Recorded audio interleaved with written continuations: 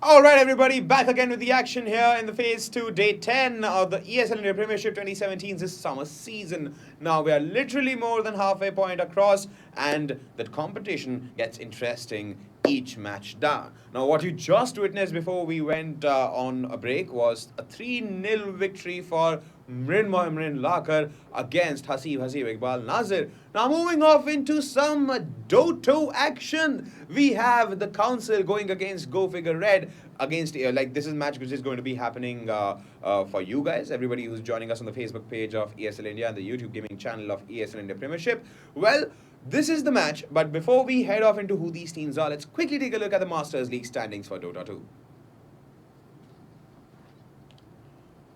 All right, talking about the Masters League standing for Dota 2, we have Aggressive 5 leading the Wolfpack with 12 points, 4 matches played, all 4 of them victory. Whereas Go Figure Red has a pretty similar tale. They have played 5 matches and they've got 12 points to their name, and all 5 of them as victories. Now, Entity Gaming has 9 points to their name. They've played 3 matches and all 3 of them victories. Whereas Go Figure Red, guys, when I mentioned Go Figure Red, please note that out of the 5 matches they've played, they've lost 1. That is why they're in the second position. They've got 12 points out of the 5 matches played. Now, the council from Bangladesh has 6 points to the name. They're in the 4th position. Out of the 2 matches played, they have won both of them.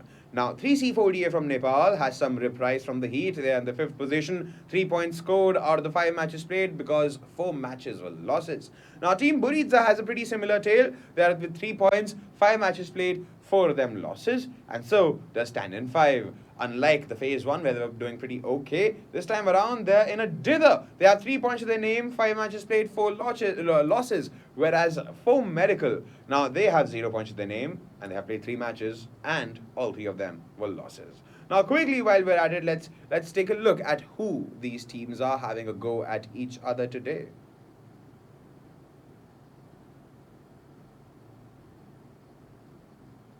Now, Go Figure Red is an upcoming team in the Indian Dota 2 scene led by Raghu Drake. Now, they stood first in the ESL India Premiership 2017 Dota 2 Summer Season Phase 1 Challenger League and were automatically promoted thereafter. Now, they won their first set of matches against various Master League teams and collected 12 points in the process, and they currently stand second in the Dota 2 Masters League Phase 2 because they've lost 1 match out of the 5 they played. Now, the council from Bangladesh is led by Rahib Animal Reza, and they have some interesting names in the lineup. They have Len, they have Death, they have so many amazing players. And the team won the Challenger 2 Dota event at the ESL India Premiership and were one of the top 4 Dota 2 teams at the 2016 Masters. Now, the summer season phase 1, the team was placed 5th in the Dota 2 Master League, and they begun their phase 2 campaign on a good note.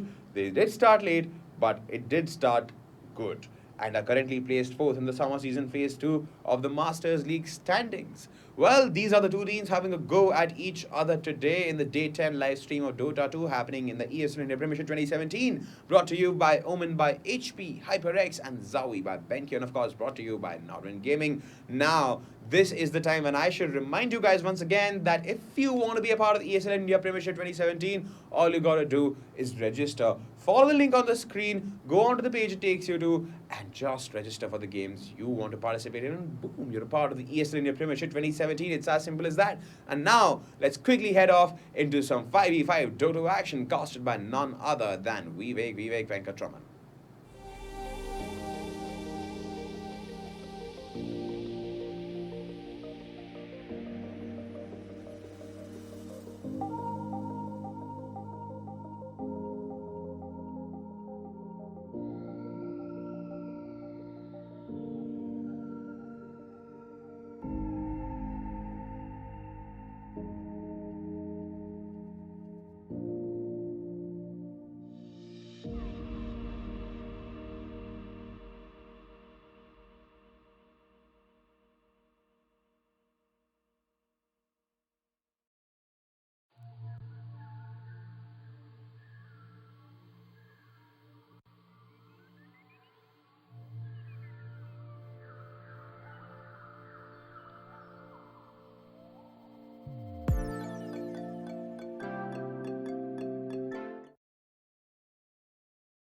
Ladies and gentlemen, welcome back to the ESL India Premiership. This is the Masters League.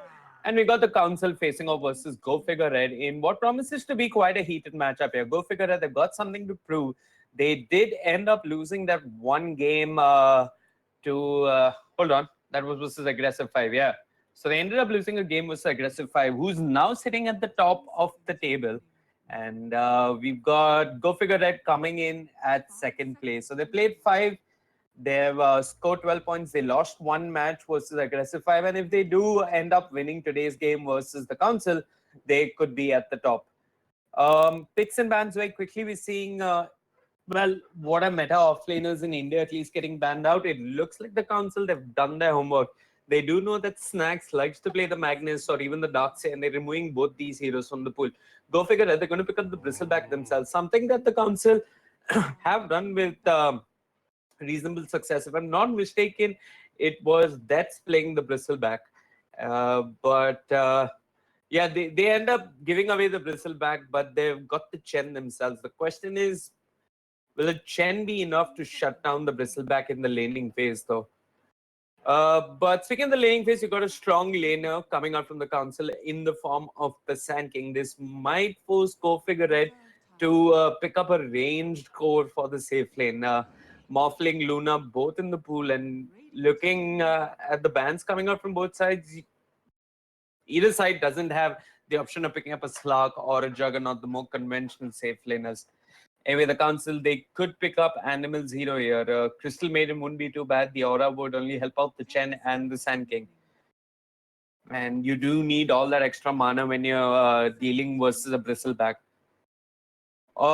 Animal, the draft on the side of the Council, did also play a really good line in the first edition of ESL India. And the Council finished third overall, if I'm not mistaken, in the Masters last year in December. So they could pick up the line if they want to. More lockdown is always good. Mana drain is good versus the Bristleback. But the pick I'd like to talk about is this Warlock pick coming out from Go Figure Red. With that ridiculous level 20 talent where he just drops another golem on the spot as soon as you kill him. You've got two heroes on the side of Go Figure Red who are practically going to be running straight at you, both the Warlock and the Bristleback. So hopefully Council has something that they can pull up just so that they can deal with the Warlock, make sure they don't get that Midas, doesn't get that level 20 anytime soon. And that should be the plan for the Council. I mean, when you're playing Chen, you more or less aim to end the game as soon as possible. You'd ideally be looking to push. But Chen, I mean, yeah, the plus 1000 HP to dominate creeps talent is cute, but not sure if it's going to be enough. And actually, this is in fact the first game, the first Indian tournament where we're seeing a Chen after the recent changes. So it's going to be interesting to see how the Council play him, and especially I think it's Jin. Yeah, Jin will be playing the Council. Sorry, Jin will be playing the Chen. What I say, Jin will be playing the Council. My bad. They pick up the Jakiro. I like this. He's got a mini Fisher with a low cooldown in the form of the Ice Path, and both. I mean, Dual Breath is great. It absolutely shits on heroes that depend on right-clicking heavily. And Liquid Fire can also help taking down towers and just generally being a lot of Harris in the lane. Jakiro's also got a good strength gain, along with that 0.3 strength gain that every hero gets in the latest patch. So he's reasonably tanky as well. The only thing he's got working against him are his slow movement speed, his base movement speed, as well as a horrible cast point on most of his spells. But yeah, he's a good fifth. Can clear waves rather easily as well with Macropyre. Should be able to hold off pushes, but go figure that they picked up the Rikimaru. And I guess they're going to send him into the enemy jungle, applying as much pressure on Chen as possible. Maybe you can purchase a couple of sentry walls just to block off a couple of camps so that you know which camps in the jungle Chen is farming around. And the Council, they're going to pick up the Klings here. This is one of Len's go-to heroes. He does play it in the mid lane. Not sure if it is appropriate this game. Not sure if he's going to have enough damage to bring down the Bristleback. But yeah, the Council, they're going back to their roots. They're going back to their comfort picks. They're picking up the Klings. They're picking up the Chen. Heroes that brought them a lot of success in the very first edition of the ESL India Masters. Go figure that they respond with the Tinker. It is one of Archmage's comfort heroes. Invoker was in the pool, but they're not going to pick up the Invoker. Instead, they'll go for a strong mid laner who can deal with the Klings early on. Last ban from the Council. They're looking to ban a safe laner here. Could take away the Morphling since you maybe do not have enough to deal with it right now. Or they're going to remove the Troll. Okay. Council, they definitely done their homework. Go figure do play a fair bit of Troll. But first pick after this ban phase goes to Go figure. So Go figure might want to let the Morphling slide through. Yeah, they're going to ban out the Lina. And yeah, Go figure Red gets first preference when it comes to picking a carrier.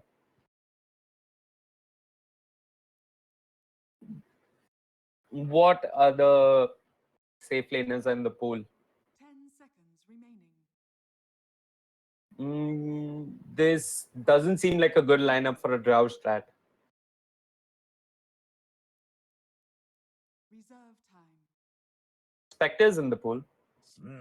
But they're going to go with the Sven. How could I forget? Radiant So pick.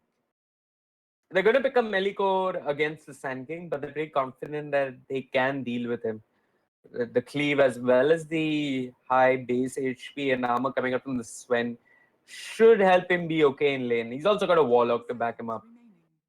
If anything, Sand King needs to be careful 5 or possibly going down to the Sven Warlock and the Ricky Maru. Last pick coming up from the Council is the Storm Spirit. So this isn't going to be a Len Klings. It's going to be closer on the Klings. And Len going to the mid lane with the Storm Spirit. I haven't seen him play Storm in ages. Okay, hold on. Closers picked up the Storm Spirit. Had the Council swapped roles or lanes or what is up? I mean, Len picks up the Klings. Is this a safe lane Storm Spirit?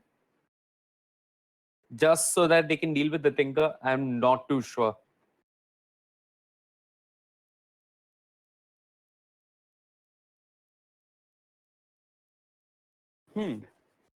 Either way, Storm versus Tinker, it is a matchup that does favor the Tinker.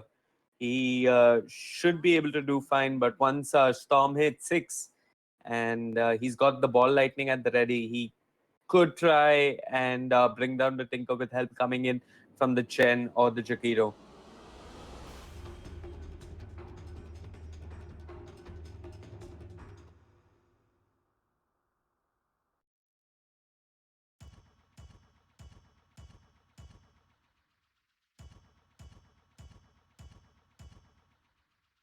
Deaths has 725 battle pass levels. I mean, that tower cannot grow beyond a point. That's anyway. Prepare for battle.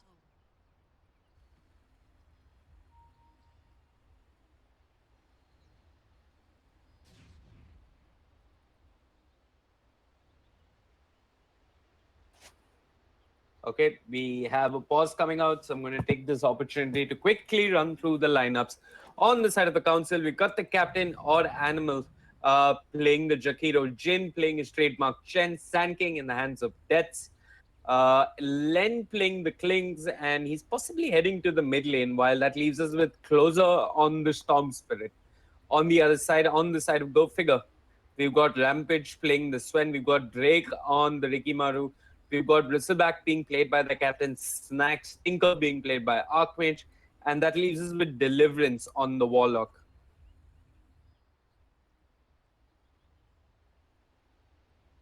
Still struggling to make sense of the lanes here. So it's Closer going to the mid lane with the Storm Spirit, not Len on the Klings instead. Drake has got 2 observers and 1 sentry. Probably going to hold on to that sentry, maybe to just dish out a little bit more Harris in the mid lane. I'd actually like to see him pick up a couple of more sentries and then just block out cams for Jin and the Chen. He's moving into the enemy jungle.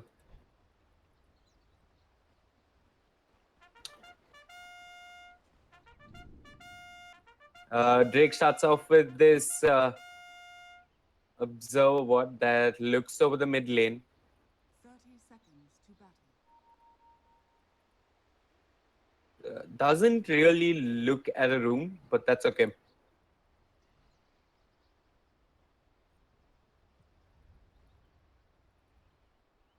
Rampage has a lot of tangos, so he's not going to be too bothered by the damage coming out from the cost. He has enough region to stay in lane, and Deliverance has a couple of clarities as well.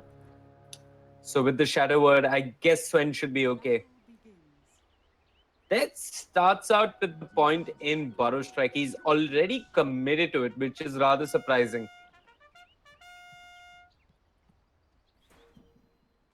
I guess he's expecting the Ricky to hang around the top lane and he wants to avoid getting killed early on.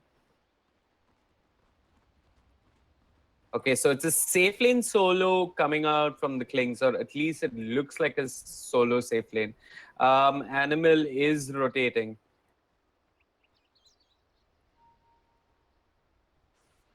Jin even acting as the courier here, just so that Ricky doesn't get a courier snipe.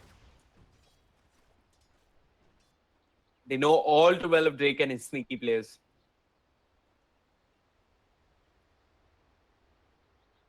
So Drake probably knows which part of the jungle Jin is by now, because he's pretty much scouted out one part of the jungle. You've got a Radiant Sentry in the mid lane. So Closer should at least not die to Rikimaru, but he's having a tough time versus Archmage and his Tinker. Drake, is he going to block any spawn just yet though? You see a rotation coming out from Jin. He's got the Hadouken creep. Death does have the Burrow Strike. He's hit level 2 as well. Starts up with the Burrow Strike onto Deliverance. Deliverance eats the tree, is trying to get out of there. The Hadouken creep comes in. It's on cooldown 5 seconds, but then not going to chase any further. Drake needs to be careful. I mean, Cloak and Dagger at level 1 doesn't have the best of fate times to work with. He could actually take a fair bit of damage from Jin here, but just going to back up for the time being. Bristleback versus Klings and Jakiro. I guess the Bristleback's doing fine, but Animal can apply a lot of pressure early on with the Liquid Fire.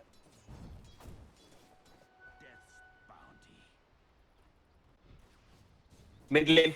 Looks like Archmage has convincingly won this lane. He's sitting at 11 last hits, 12, make that 12 actually, and 9 denies, while Close on the Storm Spirit just has 5 last hits his name.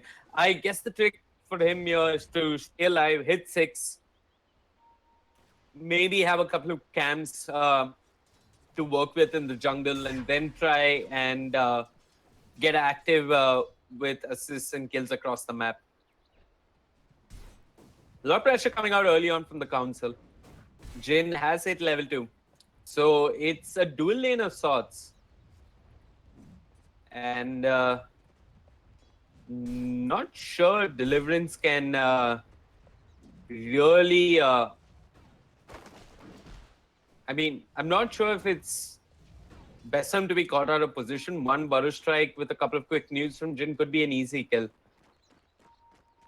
Drake already blocking neutral pulls here. Closer can't even pull in his own jungle. That's for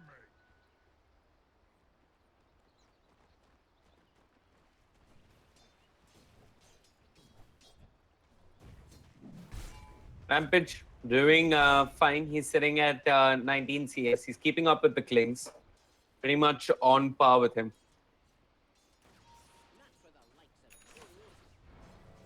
Jin, he's, well, for all purposes, he's in the enemy's jungle. And they are trying to apply some pressure early on. They've got the Caustic as well on deaths. And with the level 3, he should have the level 2 Butter Strike. 2 Hadouken creeps, not sure if it's enough to bring down the Sven, but it could result in a kill on Deliverance. Speaking of kills, mid lane, Drake, he's made his move, and along with Archmage, they've brought down Closer. Tinker's sitting at level 5, while Closer is at level 4. The mid lane has definitely not worked out for the Council, and they need to make this bit of offensive jungling coming up from Jin work in their favor at the very least. Snacks, in fact, he's diving Len here. He sees the Jaquito missing for a moment. Might just end up getting a kill, but he backs off. Bristleback stops giving chase. And he's going to force Len out of the lane. He's got no more consumables to work with. Meanwhile, top lane, they've started to make quick work of the Sven, but the Shadow Word is there, and Rampage, he just go back to farming. He's got his threads complete.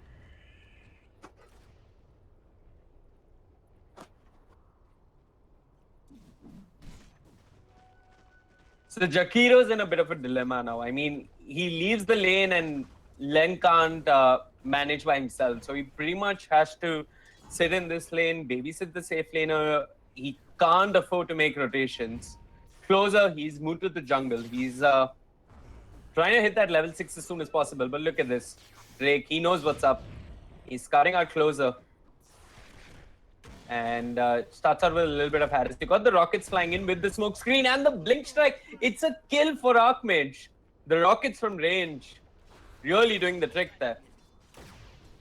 Closer can't go to the mid lane, can't even go into his own jungle.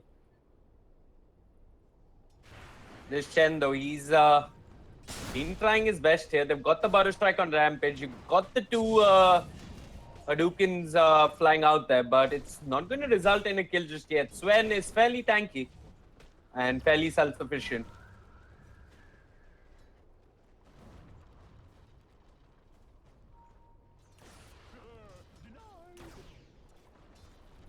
The Council, they're really not having much success in the mid lane.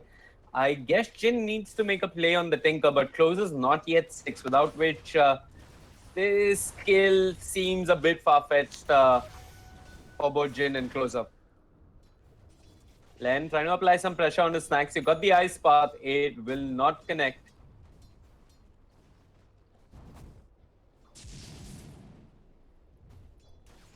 Closer in the mid lane. He's got the infused raindrops. He starts out with the March.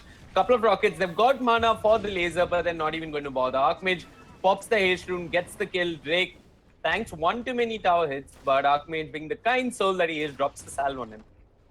And Ricky's fine for the time being. Meanwhile, Dead's giving chase. Butter Strike coming off cooldown. They've been trying to bring down this Sven for what looks like the third time, but they haven't had much success. In fact, Drake, as a position for support who's been roaming across the map, has had a lot more impact than this Chen. I mean, Rampage, he's kept up in terms of CS. In fact, he's even pulling ahead of the Klings by a slight bit. They're trying to push the creep wave, but I'm not entirely sure if getting this tower is going to be that easy for them. Animal now rotates to the mid lane. This means that Snacks can play aggressive in the off lane.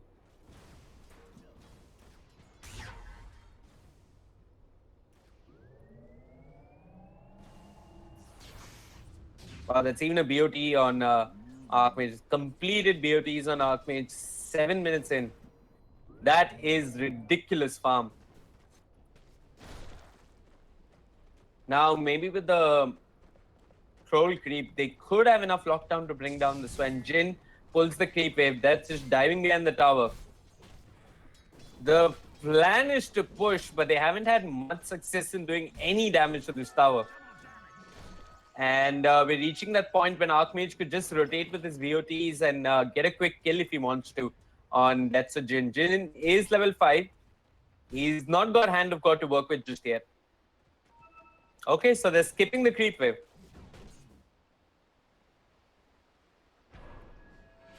And Animal is, well, holding Closer's hand and sitting in the mid lane. Closer has hit level 6. Okay, here comes the wraparound from Jin and Deaths. Rampage is low on mana, has expended God Strength, buys the TP, pops a Warcry, moves into the trees, and turns right back. Deaths and Jin, running around like headless chickens. Not sure who to bring down just yet. And Sven even TPs to his own shrine. Has he got any stacks to help him accelerate his farm? Not yet. Doesn't look like he needs it just yet. Drake even blocking the pulls. Animal left scratching his head. I thought I pulled the camp. What went wrong? Okay. Now with Archmage and 3 points in March, they should be able to hold off this push coming out from the council. Sven has moved into the jungle. He's going for the Echo Saber. I've seen a lot of Svens go for the Mask of Madness in this patch, especially with the additional strength that he gets with God Strength. Dire's middle tower is under attack.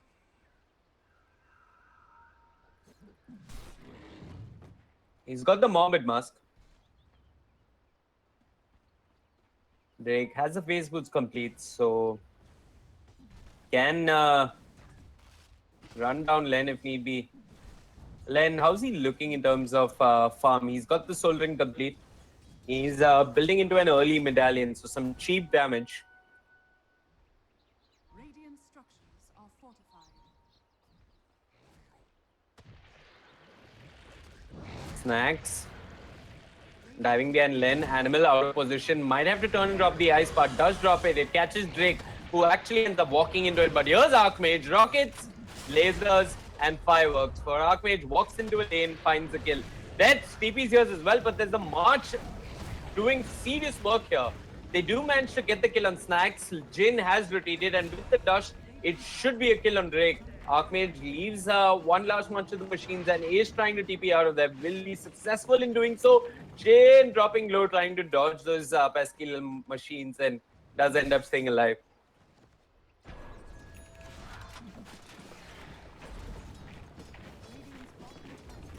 So they did find 2 kills and a rather significant gold exchange there for the council. They got a kill on the Bristleback and 1 on the Ricky. Not sure what Deaths was thinking there. TP'd into a smoke screen and ended up paying with his life. Snacks doesn't really have a stack, but not doing too bad. Could look to be slightly better farmed.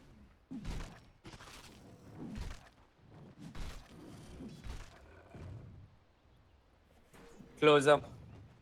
He's got the Soul Ring complete. Got 4 points in the Remnant as well. Couple of stacks in the jungle to help him out. So Jin is getting closer and closer to his mech.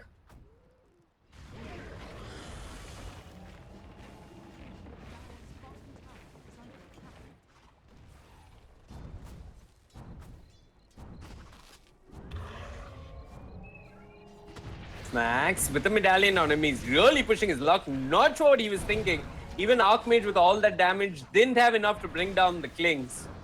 And momentary lapse of judgment coming out there from Snacks. Walked in, then popped the medallion and brought him down really easily. That was without even Jin participating. Snacks really overestimating how tanky he is. He's just sitting with a power treads and a ring. It's not really that much HP that you're working with. But Drake, he scouts out Len. Has he got detection on the Ricky? Not yet. He's prioritized the win lace. He's setting up for a kill. Not sure whether he goes for the courier for Klings there. Len uses the medallion. Immediately eats a creep, if I'm not mistaken. Pops the skeleton walk. Is trying to make a run for it. Jin sends him home and might end up tanking the gank here for his friend. He's trying to save his neutrals. He does end up going down, so it's a kill for Archmage. And Snacks is trying his best to bring down as many of these neutrals as he can. In fact, he's giving chase even deeper here. Got the storm coming out from the center. Snacks says, thank you, I'm just going to spit some of my nasal goo on you, and brings him down as well. That's making decent progress towards his Blink Tagger. They'll be looking to fight once the Sand King has his Blink at the ready. If there's one thing that's going in favor of Go Figure is that Archmage is really fun.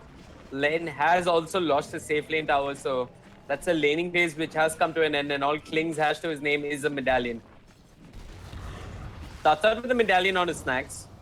Uses the skeleton walk, is giving chase, but here comes Archmage. Snacks does end up falling down. The dust comes out from Archmage, does have the rearm, goes in for laser number 2. Rearms once more, laser number 3, rockets as well. Has he got enough mana? It looks like he does. That's a killing spree going his way. Damn, that Klings is tanky. I guess the Death Pact really adding to his HP then. Rampage has got the Mask of Madness complete, is building towards that Blink Dagger. Not sure what Jin on the Chen is really supposed to do here. He was making progress towards the Blink, towards the mech, but it's not, it doesn't look like it's going to be coming anytime soon. The Council, they're losing towers. They're not in fighting shape because Death is still searching for his Blink. Meanwhile, top lane, it looks like they caught out Jin. And Archmage scores another kill. It's a monster kill streak on the Tinker 15 minutes in. Animal, he's been running from lane to lane, trying to keep every core on his side happy. But none of them, other than Deaths on the Sand King, are doing too well. Who desperately needs his Blink Dagger if the Council are looking to take fights, that is. Drake with a double damage rune, this could be huge. They have spotted out Closer. Closer just has a point booster to his name. Closer zips in, doesn't catch anyone, zips in a little bit more. He might catch the Sand King, but he's taken a whole lot of damage himself. Instead, they've got Archmage. The drop is there from Deliverance with the upheaval slow, but it's not doing enough just yet. Where's the damage coming out from Go Figure? It looks like it's not there without Archmage, but Snacks doing some serious work. Hand of God keeps that alive a little while longer. Now they're moving on to Snacks. Snacks, he's all by himself. His team has pretty much ditched him at this point. The Fatal Bond's doing some work. It ends up getting him a double kill. The Shrine even being used by the Chiquito. Their Len trying to give chase. He's got those arrows to work with, but not enough range. And Rampage, well, he ditches his team and moves off to farm in the bot lane.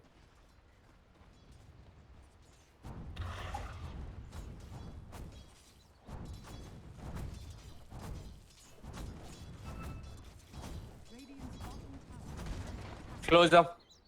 That's yeah, that's the 4th time Closer has died. Not even an assist to his name.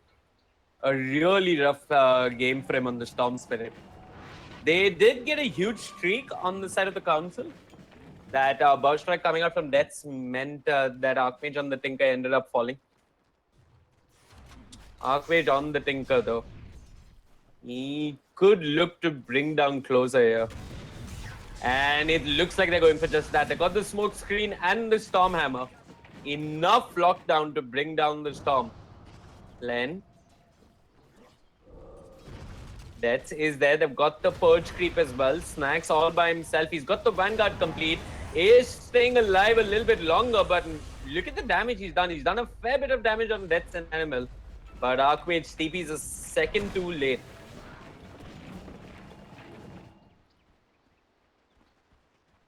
I guess the only reliable source of gold there for the Council is finding this Bristleback and bring him down, because most of the time Snacks does push the lane very aggressively just by himself, and that is an easy kill for the Council. I don't want to say easy, but it is a kill that they can realistically secure.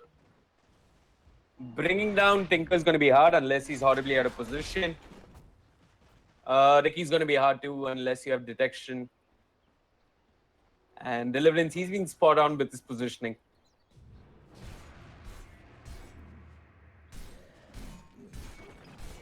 "18 minutes in, 5,000 gold in favor of Go Figure." Good aggressive vision coming out from the Dire. They pretty much see all of the Radiant jungle. And Drake is moving in that direction. Animal. He's got the Glimmer Cape. So he has managed to find farm that will allow him to stay alive a little bit longer. That's has got the blink dagger.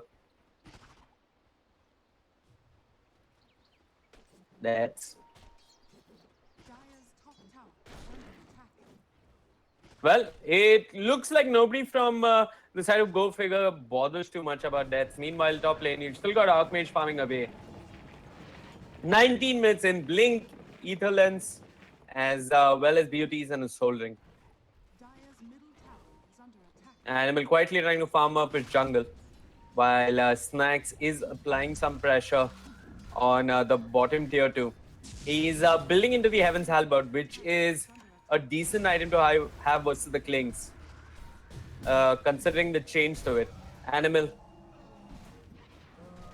well, he came to defend his tower, but ended up giving a kill instead. So yeah, Bristleback is going for the Heaven's Halberd, considering that most of the Council's damage, physical or otherwise, is coming out from the Klings. And since the Halberd can't be dispelled by a Manta style or a BKB, it's a good way to shut down the Council and make sure they're not doing any damage in team fights.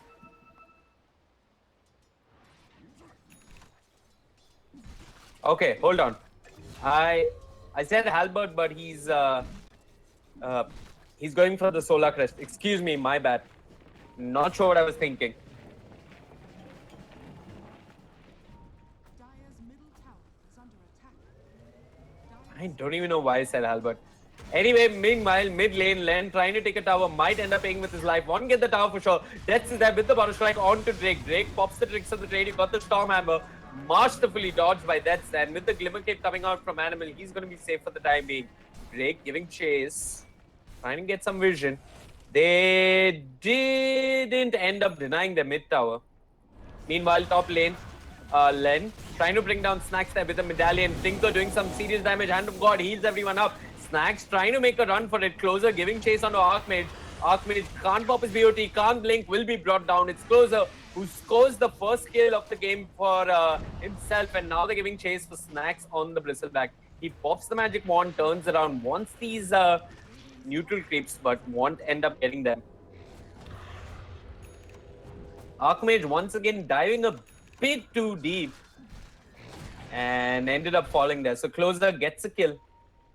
And wow, one kill on the Tinker is 1,200 gold exchange in favor of the Council.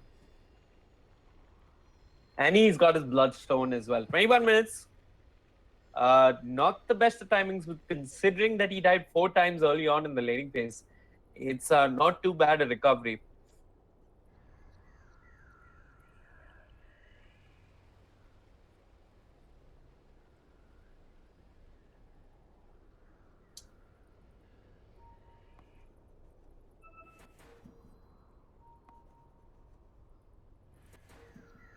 So Snacks going for the Solar Crest.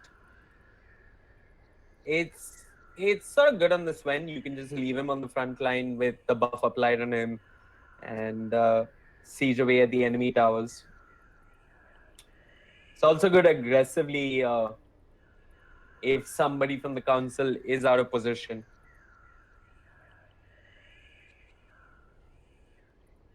The changing PC. So, fun fact, that's from the side of the Council owns his own cyber cafe. And if I'm not mistaken, all members from the Council play at that cafe. And Closer is, I mean, he lives somewhere near, that's his gaming cafe in Bangladesh.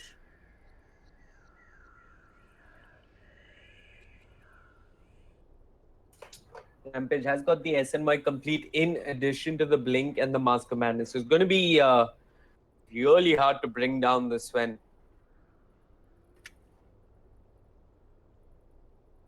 Even with the nerf to the bonus strength he gets from God Strength, I still think it's ridiculously difficult to bring down the Sven. It's going to take Len staying alive for a long period of time, and Deaths as well as Animal providing enough lockdown on the Sven for them to bring him down. The thing is, go figure, they've actually been having a little bit of fun in this match. I mean, Archmage has been diving deep. Rampage, Well, he's not been participating in all fights, and they've been taking fights just with the bristleback. I'm not sure if that's really the best choice. I'm not sure if this is going to come back to hurt them. If anything, they do scale slightly better. Deliverance is level 10, nowhere near that level 20 talent. He even went for the +6 all stats over the +20% EXP gain. Interesting choice.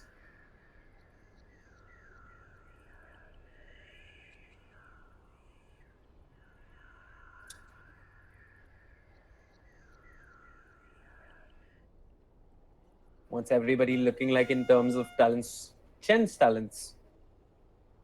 Wow, -10 seconds test of fate cooldown. That's insane. And even though +125 cast range is quite tempting, uh, it is only if it does increase the cast range of your neutral creeps, which I think it should. This is something worth trying out. So the +1000 creep minimum health comes in at level 20, which I think you take over the +90 gold per minute. At level 20, the +90 gold per minute isn't really enough value. And with the changes to the jungle, you should be able to farm rather decently as well. So you don't need the +90 gold per minute at level 20. It's too late to have a gold talent just to buy wards. And at +25, you get +200 Hand of God heal or +2 Holy Persuasion max count.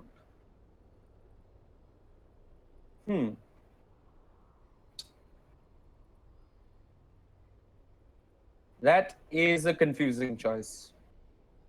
+200 Hand of God heal is tempting, so it buffs it up from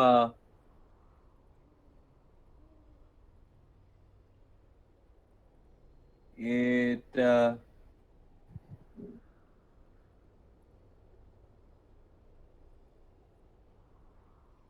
Yeah, so it buffs it up from 400 to 600.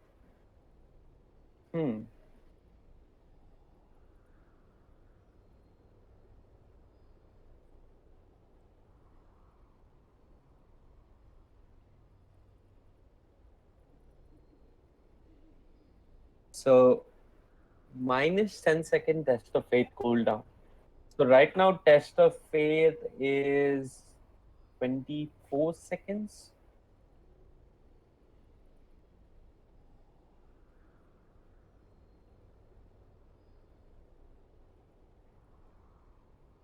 Okay, folks, looks like we're going to take a small break until Closer gets his computer working. I'm going to take this opportunity to grab a quick cup of chai. I recommend you do the same because we've got quite a tightly contested game on our hands. The score is 9-13. Go figure it. They have a lead of 6,000 gold, but I'm not sure if that's going to be enough. Either way, we'll be back soon and see you in a bit.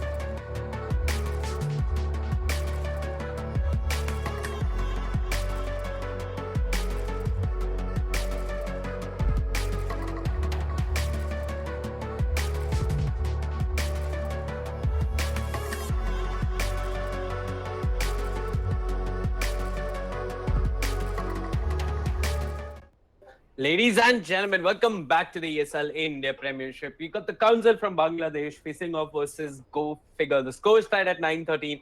We had to take a quick break because, well, Closer had to get his computer changed, a couple of net issues. It's still anyone's game. I mean, Closer was shut down rather heavily on the Storm Spirit early on, but he's made a decent recovery. He's got 12 Bloodstone charges as well, new Bloodstone 21 minutes into the game. The problem, though, is that Go Figure and their cores are farmed as well. You got Rampage with a completed Sanjanyash as well as an MOM. Archmage on the Tinker is dead now, but is making progress towards that accept. Excuse me. Len, scouting at Deliverance. This could be an easy kill. Deliverance might just end up going down here. This is the first time I'm seeing him being caught out of position. And he does end up going down. Very uncharacteristic of Deliverance. That doesn't usually get caught out of position like that. Anyways, I guess everybody on the side of Go Figure has taken notice that there's a Klings who's farmed, who's roaming around with nearly 200 damage and 2000 HP. But you got Drake on the Ricky who's roaming around as well, who's cutting out deaths on the Sand King. Haven't yet seen an epicenter just yet in the game. Well, the Chen though, I mean, you'd expect him to dominate a lane and take down towers, but he hasn't been doing much of that. They have taken 2 towers, but they have ended up losing more on the side of the Council. Look at this aggressive vision coming out from Go Figure. They have one behind the top tier 2, which they're all prepping up for. They have one in the enemy jungle as well. So a lot of vision to work with. Rampage jumps in with that vision. They see Len. They're trying to bring him down. You got the tricks of the trade. The drop has been committed. Here comes a Auto Strike. It's not really catching anyone. Rampage, though, is trying to do his best. He moves on to deaths, and with help coming out from Archmage, they will end up bringing him down. They see Closer. They bring down Closer. It's a double kill for Archmage, and they're not done. Snacks out of position will end up going down to Len, who's pretty much by himself, trying to bring down the Swen, but doesn't have enough damage. Rockets coming out onto Jin. Jin hugging his creeps. But the damage has been done. They've lost the Sand King and the Jakiro, but Drake on the Ricky does end up going down. Rampage trading hits with the Klings. The laser does the trick. Make sure that those auto attacks end up missing. And Closer has zipped into the fight again. He catches Archmage, pulls him right back. And with the Shadow Word, though, I'm not sure if Closer can bring him down. These neutrals being more of a nuisance, blocking out the Storm Spirit. But you got Animal on the Jakiro TPing in. And doesn't bother with the Ice Path. So that wasn't too bad for the Council. They ended up losing 4 and they ended up getting 3 kills. Okay, so that was actually bad for the Council, but considering how far behind they aren't doing all that bad in team fights. Go Figure should be taking these team fights in a much more convincing fashion. Deliverance 2 bracers. Brings back fond memories of Dota 1 in 6.48D, where 2 bracers meant you were overfarmed. 2 bracers and a perseverance were all you could hope for in the late game. But this is what Rod of Atos does to you. So, yeah, good to see 2 bracers after what's been like ages and centuries in Dota 2. I'm actually wondering, is he seriously thinking of the Rod of Atos, or is this just a casual double bracer coming out from Deliverance? The Atos does make some sense, especially versus the Storm Spirit. The route is good. Does hold him a little bit long in smoke screen.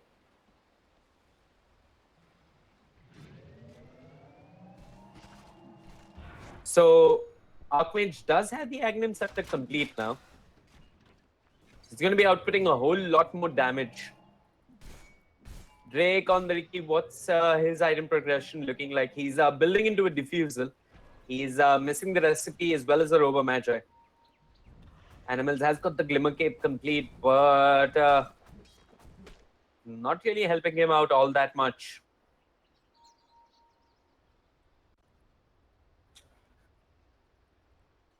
Rampage building towards that BKB. Still to see an epicenter from Reds though. And it looks like he's going for the halberd this time, just to deal with the Sven. So that's going to be an absolute nuisance if he does end up completing it.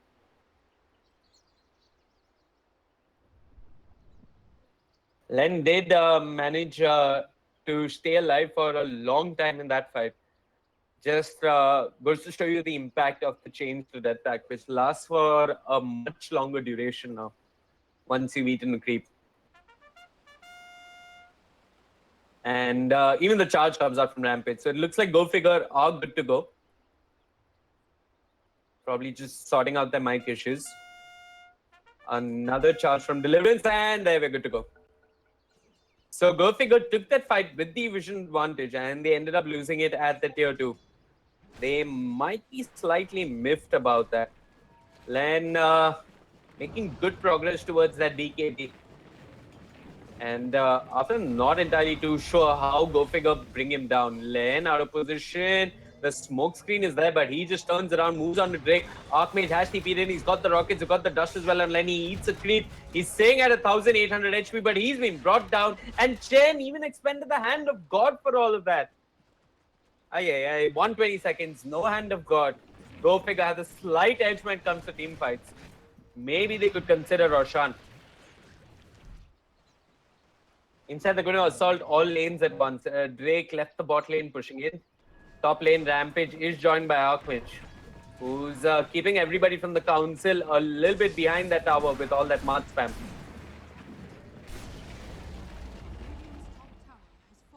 Snacks, being a pest in the mid lane, has got the Solar Crest complete.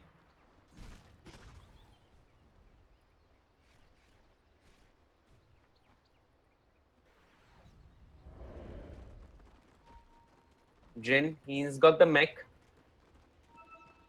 Has queued up a Midas as well as an Axe as well as a Sheep's Pick. This has to be some of the most ambitious quick buy ever coming out from Jin on the Chen. It's like when I go on a Flipkart with no salary at all, you just put everything in your cart, then you look at the total amount, and then you cry a little.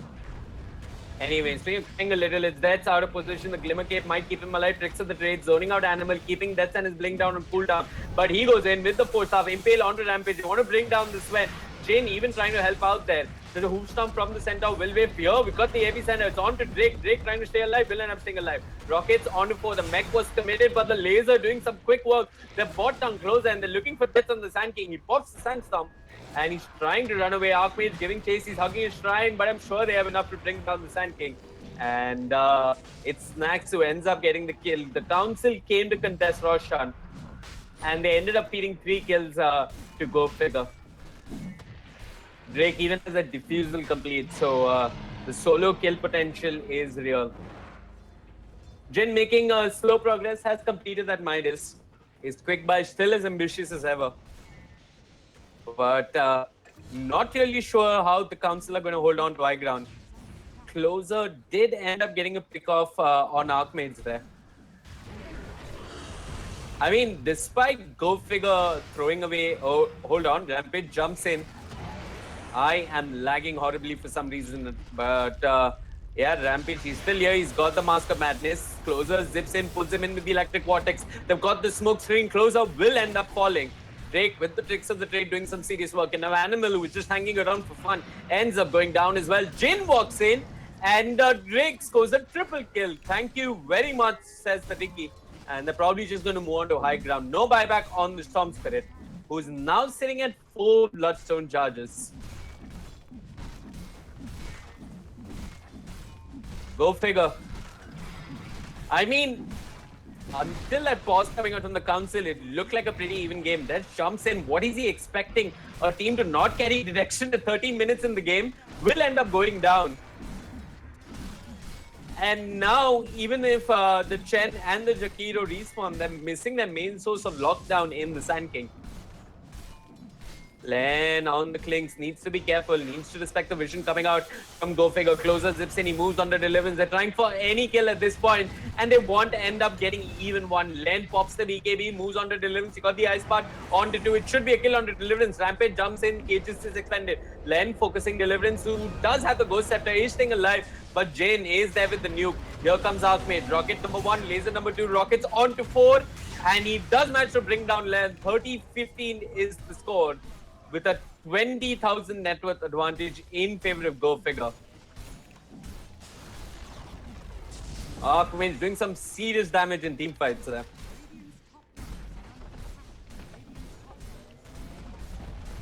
Two lanes of racks for Go Figure. And you've got Snacks being a bully with his own BKB, just soaking up an entire epicenter. And yeah, I guess that's when you call it. GG, well played, comes out from the council. And if I had to vote an MVP, it would be Archmage on the Tinker.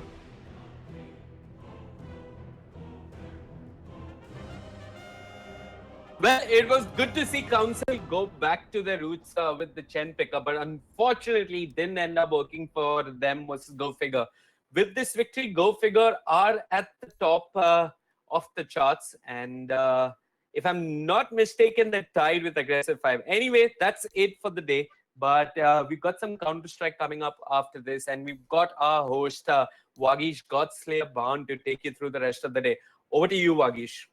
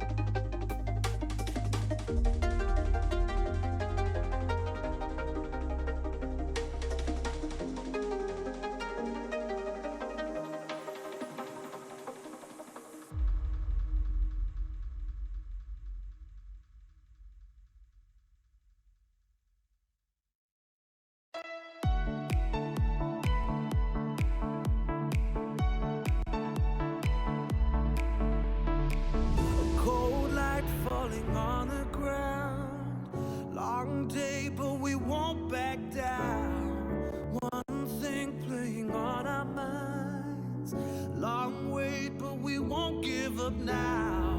You crave the love I gave, and we'll do it again. Well, welcome back, everybody. Joining us on the Facebook page of ESL India and the YouTube gaming channel of ESL India Premiership. Welcome once again. And what you just witnessed was utter decimation with a sudden strike. Go figure, Red goes back home with a victory in their kitty against Dota Council from Bangladesh. Well done, boys. Well played indeed. Okay, people, everybody. Once again, a gentle reminder that this is the ESL India Premiership 2017 Phase 2 of the summer season going on. We're more than halfway across the Phase 2. And this has been brought to you by Omen by HP, HyperX, and Zowie by BenQ, and organized by Nordwind Gaming. For those who are wondering who I am, and I keep coming one by again and again, my name is Vagish Gaustabhan, and I keep taking you through the games as and when they happen one by one. All right, a quick note for everybody wanting to be a part of the ESL India Premiership. All you guys need to do is just follow the link on the screen just about now and register for the Phase 3, which is just around the corner, and you can hence become a part of ESL India Premiership. It's as simple as that. Point, click, point, click. Point, click. All right, moving on into the next event, that is Counter-Strike Global Offensive. We have Team SemperX having a go against Risky Gaming, two behemoths at each other's necks. This 5v5 frag raging there. But before we move on, let's quickly take a look at the Masters League standings of Counter-Strike Global Offensive.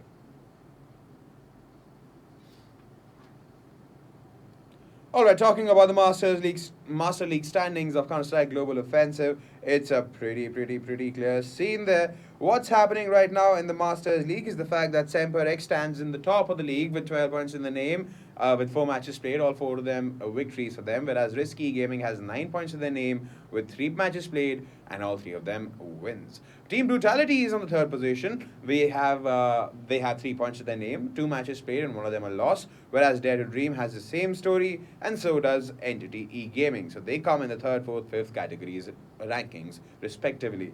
Now Team Wolf has a different story. They come in the 6th position with 3 points out of the 3 matches they've played, because they've lost 2 of those, whereas Team GMD Gaming, they are at the 7th position, 3 points to their name, 5 matches played, and 4 losses out of those. Now Trademark Gaming is yet to break even with any points. They have 3 matches down, and all 3 of them have been losses for them. So now that we're at it, let's quickly take a look at who these teams are.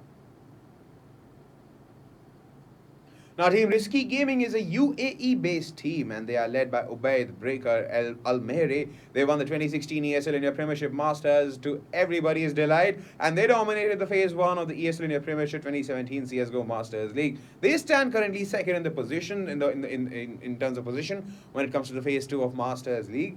And a win today will place them on the top of the charts, because SemperX right now, who is leading the charts, they feature many known names in the Indian CSGO circuit, such as Ishpreet Hunter Singh Chadha, Mithil F. Sawant, and Hasnan Impale Said. Now, they have been proving quite a tough competitor to the other established CSGO teams participating in the league.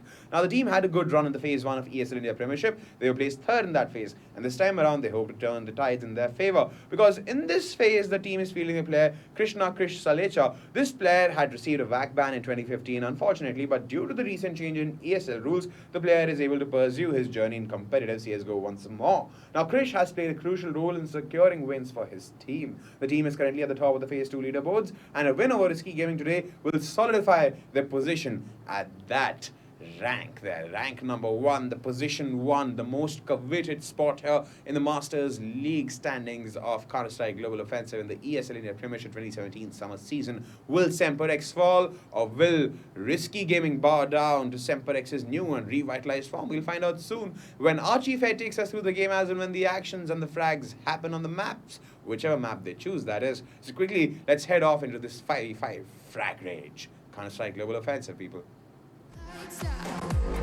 Don't even want you Darling, take the eyes from the back of my head. Lights out. Don't even want you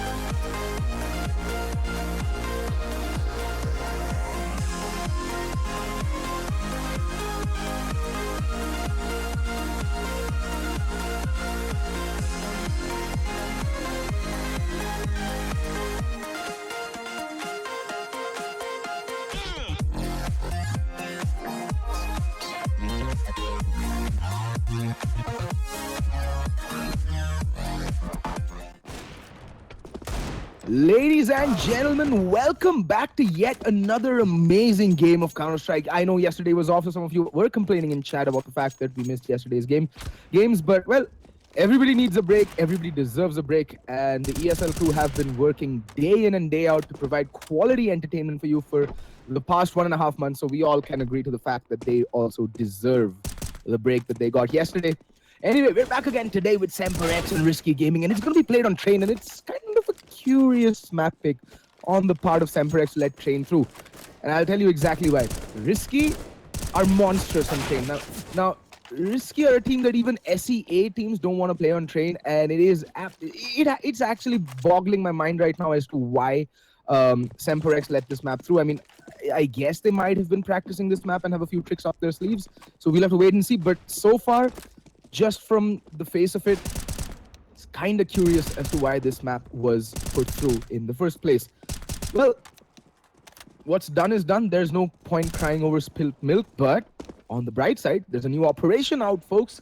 Who all in chat have actually bought the new operation? I, for one, cannot wait to get online and get playing some 2v2s.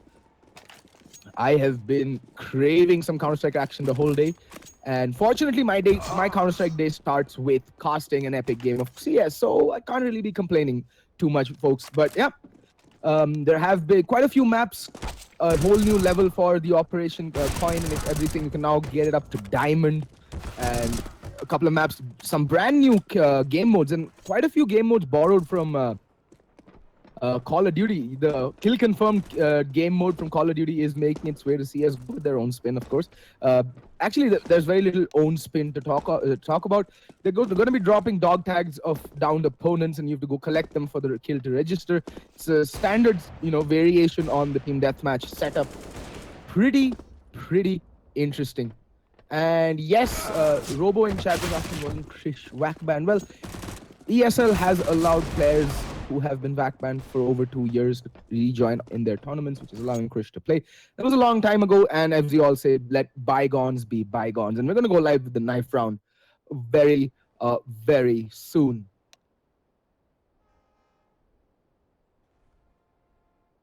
And yep, it is Train, so it's a very CD-sided map, so the knife round is very crucial, especially for SemperX. They want to get off to the best start possible. So they'd want to be looking to get this knife round and start on the CT side. On the flip side though, Risky's T side is also quite scary. So, on Train, their overall entire map on Train is extremely scary. So it's just it actually did baffle me as to why they'd go for Train. And the knife round's going on, slicing and dicing has begun. And whoa, look at that, down to 1v2. And SemperX do manage to pick out and take away the knife round. So that means they are going to be starting on the CT side. It's the logical decision. And we're going to be seeing Risky start off on the T side.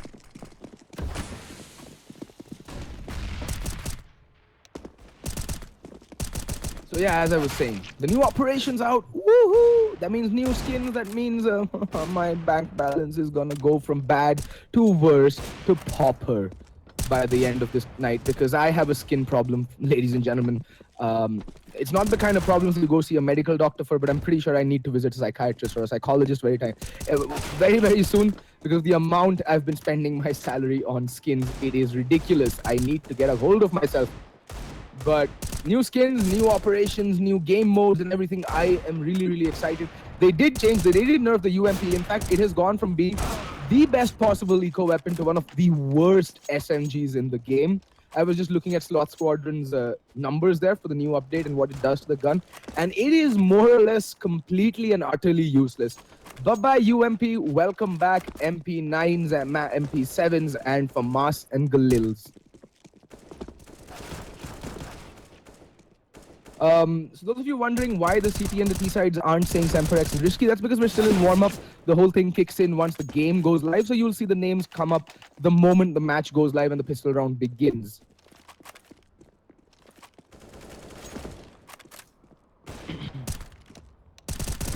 And yeah, but as I was saying, so I was recently talking to, I was in a conversation with Impressions, I think. No, yeah, one of the SEA guys, and they were telling me that Risky is a phenom on this map. Like this is their playground. This is where they come to completely stomp and dominate teams. This map train. So I am really looking forward to what SemperX bring to the table, because it takes real balls to pick Train against Risky, and SemperX went with it. So I'm guessing that they have thoroughly drilled on this map. So yeah, color me impressed and color me intrigued. Anyway, it's gonna be Hunter with the kit and the smoke, and well, it's gonna be an out-and-out B rush.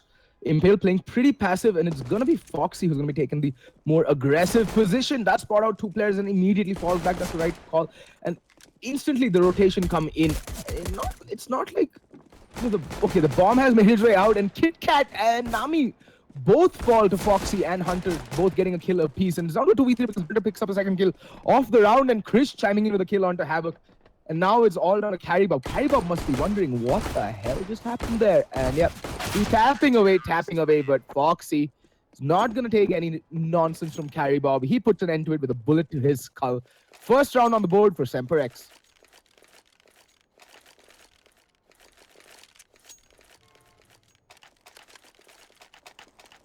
Alrighty. And see, already I think the teams have gotten the memo. We do see a couple of UMPs out on the teams, but 3 FAMASs. You would never have seen that, folks. The teams have gotten the memo, and they know that the UMP is no longer the beast that used to be. I think Impale might have timed out here. Yeah, there we go. Round has been restarted. Impale, I think, has timed out, or his mouse stopped working.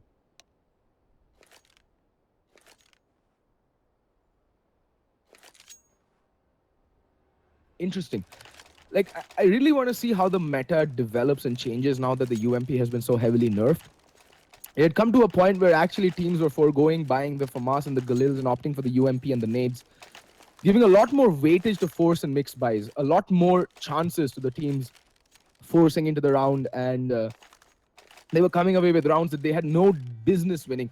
This is going to put a stopper to that, most likely, because the damage drop-off for the UMP has been upped from 15% to 25%. Which means it is the Glock at high ranges, especially considering the bullet spread and the inaccuracy at the high ranges the UMPs does suffer from. So yeah. Alrighty, force buy immediately coming out from Risky Gaming. They have 1 Molotov, 1 flashbang, and Nami. And it's like, it's gonna be interesting. Breaker with the Deagle. Look at that! Impale made to completely and utterly sit down. In the meantime, Hunter does get the trade frag. And Mythil, oh, he spots out 1 player over by Ivy. Gonna smoke it off, doing the smart thing, and KitKat should just follow with the nade. Gonna sail in, and in the meantime, Carry Bob finds Foxy over by the inner bomb site, and that's inner control completely rested by the T's, and Hunter getting spotted out as well. Carry Bob spraying away with the UMP. It is no longer the weapon of old, but the complete outer bomb site is completely relinquished. Nami making his way through old bomb site and towards CT spawn. This is very good. He can actually catch them on the flank. I don't think anyone's looking for it. Oh, Krish was checking it out. Oh, looking away at the worst possible time there, Nami. Timing just not favoring him with the bomb, and everyone on SemperX is just so low. Mythil on 18 HP, the only one with any health, but now it's one down to 1v1. KitKat with the armor and the FAMAS will go and rescue the bomb, finally retrieve the bomb. There's 30 seconds left on the clock, so there's still enough time to work with, but that's going to get run down very, very fast. And look at where both these players are playing from. Mythil's playing all the way back from old bomb site, and Hunter is pretty aggressive over by B. He's playing ramp. In the meantime, I think Mythil... Okay, the bomb should get planted. That's extra money. That's good. But oh, he knows exactly where KitKat is now. KitKat knows where Hunter is, and KitKat goes down. Oh, KitKat 5 HP versus 5 HP. This is a battle of epic proportions. And Hunter will not have any idea where KitKat is going to. This is going to come down to the wire. Hunter does have a kit on him, so he can stick the defuse. KitKat, though, needs to be very, very careful. He's playing it very smart. I think he's just listening for the defuse to come in, and Hunter having all the angles in the world to worry about, and does fake the defuse, and there we go. KitKat with the clutch. 2K for the man himself, and he clutches out a very, very crucial round, because now SemperX will have to, well, either force or eco. I would side with the force buy right now, because they really don't have nothing to lose, and it's not like Risky's economy is that impressive either. There is a chance that they can be broken right back. So yeah. Let's see what they decide to go with. Yeah, it is going to be a force by Kit, Deagle, armor out onto Hunter. Two smokes, two flashbangs, and you know the deal. That's what's going on. And in the meantime, Impale does find... it's Krish who finds Havoc. The scout really coming into play here. Krish coming out huge, and he might just be able to retrieve the AK-47. Nami is watching for that push, but Mithil will manage to rescue the AK, turns the corner, and whoa, Nami does almost make a meal of it, but the man advantage immediately wrestled back by Risky. Unnecessary push there coming in, and there's two players over by the inner bomb site. Breaker really needs to be careful. Krish in the meantime finding his second kill for the game, but that's immediately traded back by Breaker. Down to a 3v3, all right. And looks like the bomb's making its way over to the... it is making its way to the outer bomb side. Nami controlling connector. Oh, but Hunter, his Deagle is singing right now. What a shot. Down to 2v3, but the weapon advantage still firmly with the T's. It is doable for both teams. It's doable. Krish with this scout has been absolutely monstrous. And wow, okay, landing the headshot. And now it's down to 1v3, but Nami, unfortunately, unable to convert. And like I said, that force buy might just work out for SemperX, and it does. They pick up the second round. Like, there's just constant back and forth going in, and now because the bomb plant did come in, SemperX should expect a force buy going into this round. And Hunter sticking the defuse. Excuse me there. Tuberculosis. And do we see a force buy coming out from Risky Gaming, or will they say, oh yeah, force buy? What is eco? And frankly, it does make sense to go with the force buy up because, well, like I said, the economy on SemperX isn't that great either. So both teams will continue to force into the rounds as long as no one team puts 2 rounds on the board back to back.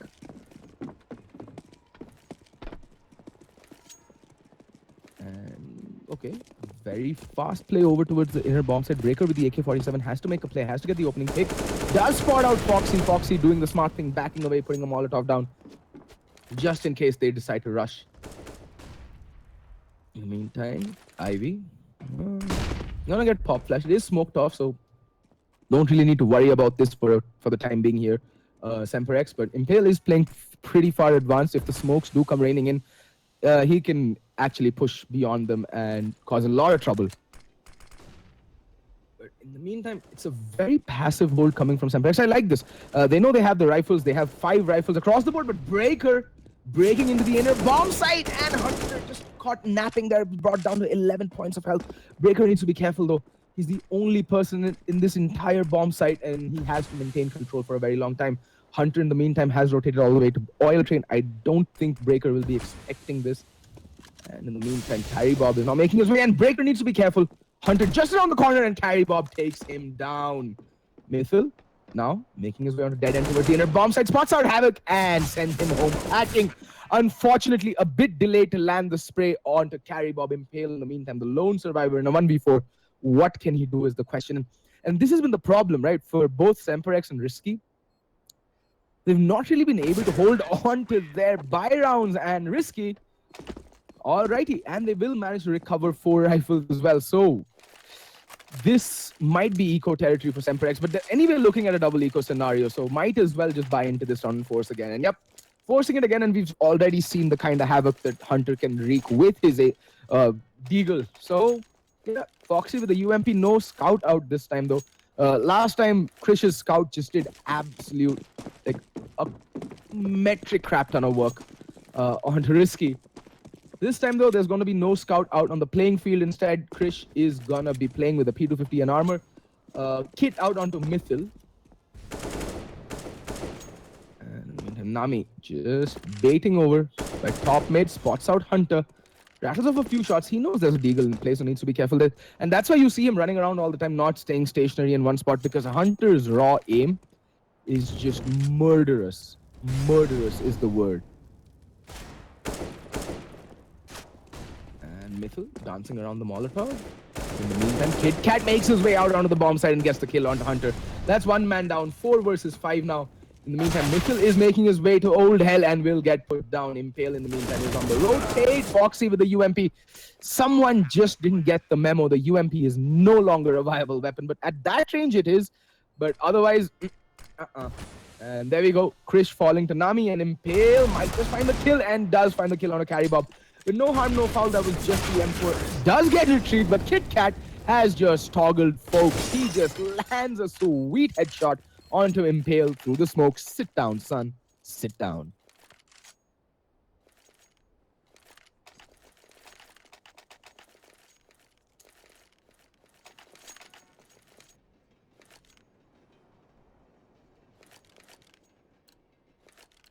Alrighty, now that Risky have managed to put 2 rounds on the board back to back, that means finally we're going to be seeing the first eco of the game. Can't believe it's the 6th round and now we're seeing the first eco. And it's going to be SemperX on nothing but pistols, nothing but default pistols. And Foxy hears this. It is an A stack coming out, so not really working out. They might just sit back and deny the economy here, but Foxy's going to climb up. His head gets spotted and Foxy goes down. The rotations are coming in, but I don't think it's going to matter right now. There we go. Nami spray transferring like a boss and getting a quick 2K. Carry Bob with the 2K, Havoc with the 1 kill, and Nami with the 2K. Nice padding of your stats. Equal kills for days.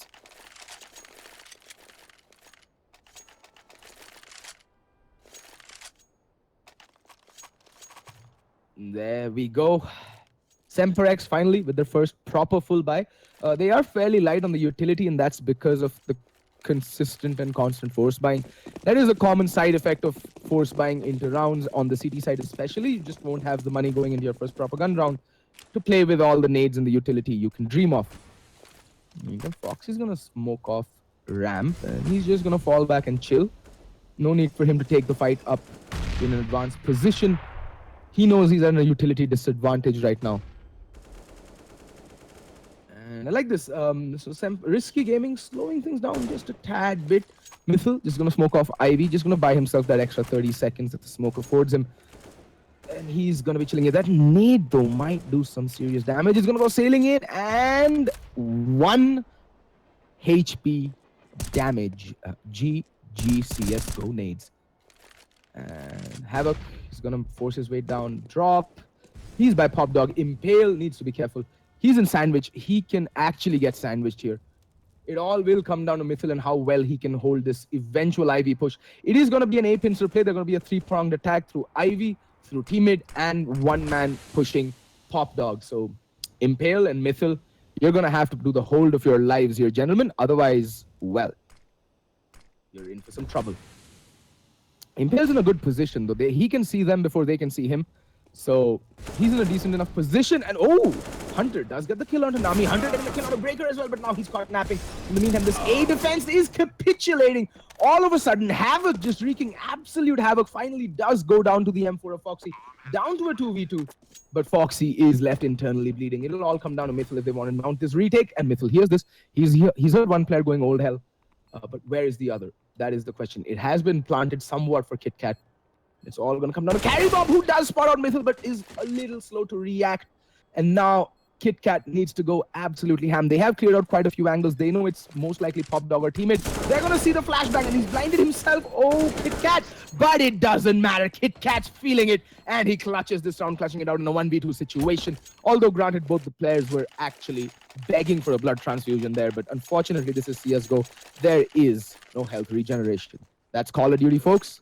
Not this game. Wrong game. Wrong game. Anyway, 5 rounds to 2 for Risky Gaming, and they are playing on the T side, where in 5 to 6 rounds is considered a decent T half, especially if you have a good CT side. And we all know Risky have a great CT side on train. So they've actually done their job for the half, more or less. Just one more round and they're home free, and they're going to be facing off against full eco. So more or less can chalk it off to 6 rounds on the board already, and Foxy completely Helen Kellered. Havoc spots him out, but takes a ton of damage in return. What is even happening? Impale in the meantime. Oh, one dig. And look at this, Chris just playing so aggressive, and Impale finding the second that kill on a Carry Bob just puts a stopper on thing, because as we all know, Havoc took a ton of damage in that initial altercation with Foxy over by ramp.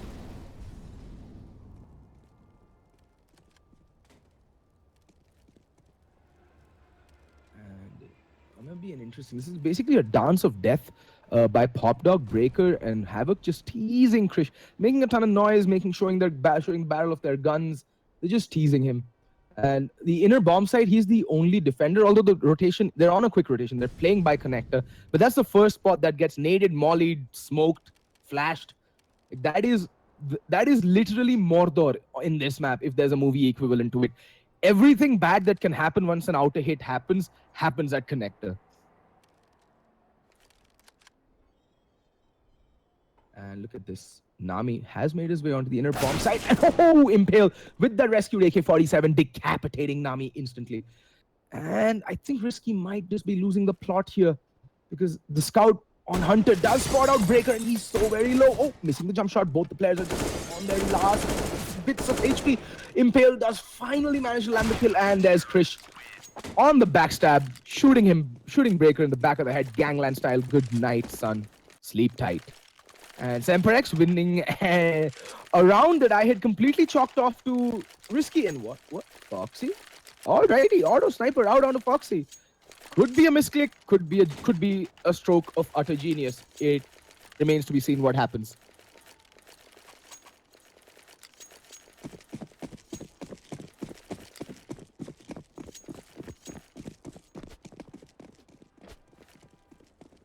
Where is the auto sniper going is the question. And of course, it's going to the inner bomb site. Risky will be able to buy up. They've strung 3 rounds in a row together. They have enough money. Well, they have plenty of money. Maybe not enough for the next buy round, but I think they'll still force into it because KitKat, Breaker, and Havoc will be able to buy.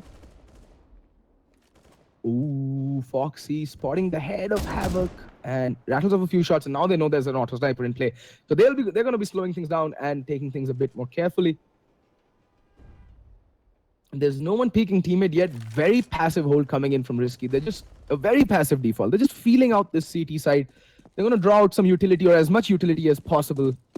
And then finally will execute onto the outer or the inner bomb side. Still not sure where they're going to go. Mythil, in the meantime, holding Ivy. He has support in the form of Krish. Well, now he's backed off towards Hell. And Impale, as always, is playing very aggressive out in the outer bomb side over by E-Box. And in the meantime, Foxy is the one who's going to be seeing a lot of action very soon. Havoc just toying shoulder peaks and dies to the auto sniper. And Nami with the AWP, he needs to make things happen. He needs to make that op sing. And oh, spotting on him, what a flick on Hunter. And Foxy, oh, he's not going to go down easy. He's going to get the kill. That auto sniper coming out from Foxy's just gone absolutely bananas over by the inner bomb side. Bombs down, he has visual, but now he's going to back off and take another alternative angle. Always important to stay on the move with the auto sniper. Breaker, though, he can literally come in and break their backs. Spot out the auto sniper, gets one, gets two, can he find a third? He can't, but it is now in doable territory for KitKat. He does have the HP to work with. He's in a 1v2. He's clutched this before. He's clutched many of such rounds before. He can do this. He needs to isolate the 1v1. He's brought it down to a 1v1. Can he do this? Playing around the edge of the smoke, spots him, but Mythil with the crucial headshot on the KitKat, putting the fourth round on the board for SemperX, but they lose entirely. Too many people in that round. Not to worry though, they do have the money, but I don't think Mythil will be able to make his way up to Cloud to rescue the auto sniper. No, he can't. Wow. That was a nail biter of a round. And as I said, they're going to be force buying into this. I think everyone more or less will be on rifles. Carry Bob might have to armor Galil or armor UMP or armor pistol. Armor pistol is the armor tech 9 is the best option. No, I think there's an AK-47 drop for him. And yeah, 5 rifles, but this will be the last buy that Risky will be able to cobble together. In the meantime, SemperX putting together 2 very, very good rounds. Mythil with a very good clutch. And unfortunate there that they can't retrieve the auto sniper, but Foxy is back at it again with the auto sniper, the buy coming out instantly. It worked wonders the last round. And I don't think they'll be riskier. I don't think they'll be expecting the auto sniper buy to come out 2 rounds in a row.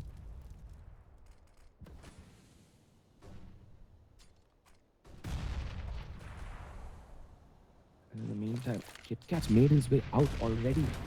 This can spell death and devastation for the players. Unfortunately, KitKat completely whips that spray. In the meantime, Impale finds one. Can he find the second? Spraying and praying away. Pulls out the USPS, tapping away. And Breaker there to break his hopes and dreams. Yes, I am going to use a lot of Breaker puns because I love it.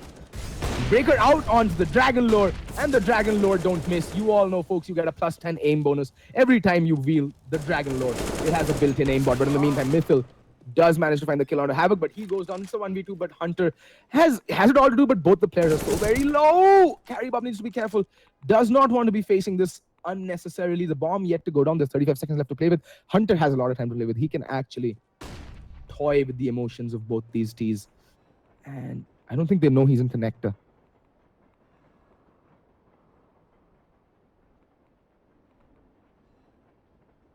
And he's doing the smart thing.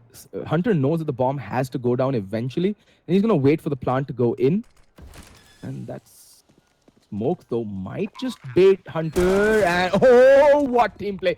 Perfect bait play coming out between Carrybob and Breaker there. That smoke, you know, he just tried to throw Hunter off that I might be planting in the smoke. But Hunter's too smart. He went to get the kill onto the diffuser, but Breaker was there. Carrybob was telling him, okay, he's climbing on a bomb train. Breaker peeks out and like rains on Hunter's hopes and dreams there. Completely raining on Hunter's parade. And Risky put 6 rounds on the board, and that means SemperX on yet another force buy. But we've seen what they can do on their force buys. Never count SemperX out of a round just because of their buy. And that's exactly what happens. That's exactly what happened like a couple of rounds ago. And there we go, Hunter with the scout. That scout has done wonders. And look at that, Mythil pops up and just completely decapitating Carrybob. What is even happening? Risky's anti-ecos have been quite garbage right now, up till now. They've lost in like too many rounds against buys which have literally nothing going for them, and they've lost another that's now down to a 3v2.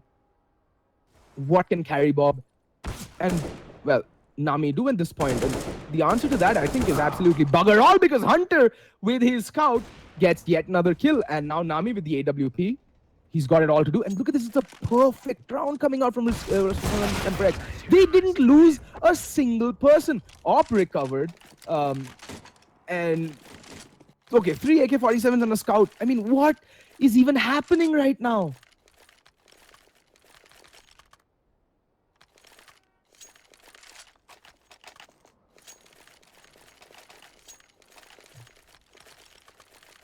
But yeah, like I said, it is a predominantly CT-sided map train. However, you have no business losing to a force by a little bit of blocking coming in here by the spawn. And that's going to induce some rage. I know these Mumbai folks. They're really, really angry. Oh, look at that. Again, a force buy working out. KitKat bombarding up with the Tech 9 or the Rec 9 or the Keck 9. Whatever this gun's name, or it has just a singular purpose. And that is to completely shred through opponents. KitKat's going to be staying very aggro by this one. There's 3 players just waiting for the rotations. And SemperX know that there's no way in hell are they going to take back the inner bomb side against 5 players. And they happily give it up and go for the save. They need to save all these 3 rifles if they want to hope to cobble together a buy in the next round. So they're going to do just that. They're going to save, and that's the smart call, and it's the right call.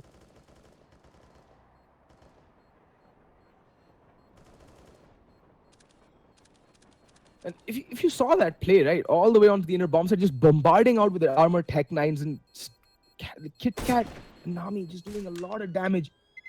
And in the meantime, they're going for the hunt. I'm not a big fan of the fact that they're going for the hunt. It's not like Risky have the economy to fall back on. And they've already put 7 rounds on the board. They should just let SemperX save this and force into the next round, not be on the best possible buy.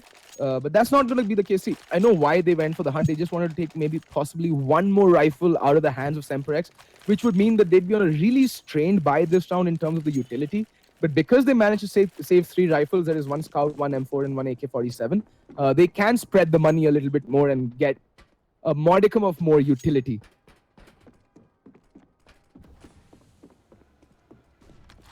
And Hunter's going to be taking his Scout over to upper in case there is aggression. And look at this, Impale is running in through the fire and the flames and the flashbangs. He doesn't give a damn. Walks in, gets the kill, retrieves the AK, and is out of there in a heartbeat. I think his team captain in his ear was like, run, Barry, run. In the meantime, the inner hit does come into full flow. Foxy taking a ton of damage, but does manage to kill land the kill on KitKat. In the meantime, Havoc has made his way all the way to the dead end, and he's going to get 1 kill. Tapper away, and gets the 3K. Havoc, can he get the 4th? is the question. Actually, he's on the ace. And look at that. Krish is just like, nah, I'm out. I'm going to go all the way back to Pop Dog and maybe try and, make my fortunes from this angle. In the meantime, Carry Bob needs to be careful. Does give his life up fairly cheaply. And now Krish is going to go in. And Nami awaits him with arms wide open. And that flashback. That just seals the deal. So if Krish could have made his way onto the bomb site, he would have gone for the retake. But because of that smoke, Krish is like, nah, I'll just save.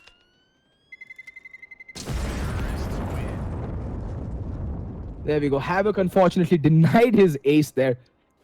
Beautiful entry onto the B bomb site, followed up by an amazing 3K that literally secured the 8th round for Risky. Havoc single-handedly just rescued that round for Risky Gaming. And for those of you who are unaware of the nicknames that the Tech9 goes by, follow iNotorious on YouTube. He has a very good video on how to use the Tech9, and it's called, as per Reddit, the Tech9 or the Rec9. In the meantime, it's going to be a very fast outer hit coming in. Impale unable to get in the position, getting caught off guard with the fast play that Risky have brought to the table. And Impale is going to spot out Mithil, the only player with the rifle, who does find Carry Bob. But it is down to a 3v3. They all have guns. They did manage to cobble together a force by bomb yet to go down, though. It's kind of dropped, and KitKat has made his way up to heaven. He can literally be the guardian angel for the entire Risky squad, provided they all can stay alive. Foxy, in the meantime, is on the flank. He can do a lot of damage, but the floor is lava, so he'll have to wait it out. I don't think anyone's spotting over by Pop Dog. This is Foxy's round. There we go. Spots one. Havoc unable to turn in time to get the headshot. And KitKat going down a little too cheaply. In the meantime, Breaker has taken a ton of damage. He's on a 1v2 situation.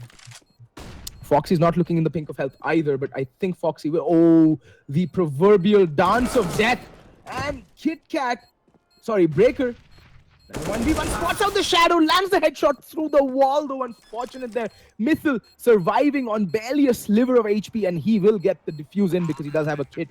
And that little cinder block, that little bit of concrete and drywall is what saved Mithil's life and allowed him to clutch this round out. But unfortunately, the money on both teams is kind of crap right now. Both teams, it's utter garbage.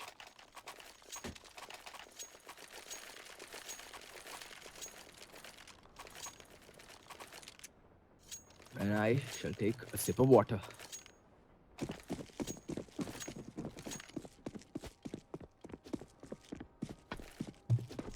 Well, one can argue that SemperX are on a better buy this round, but Risky have done their job. They've won the half. They've taken T-side with eight rounds at least, and Mithil's going to be pushing up. There are two players waiting for this push. He needs to be careful, but... Oh, so smart. He's not going to make any noise, and he's just going to stay there. In the meantime, Impale does find Breaker again over by teammate. Oh, he hears the nade being cocked, and I don't think they're going to expect Mithil so far advanced, but there we go. The trade's coming in. It's down to a 3v3. All of a sudden, it looked like SemperX might be going away with the round, but Havoc having other ideas. But Krish putting an end to Havoc's nonsense right there, right then. And now, Risky Gaming have to reevaluate, reassimilate, and, reassert their dominance in this round.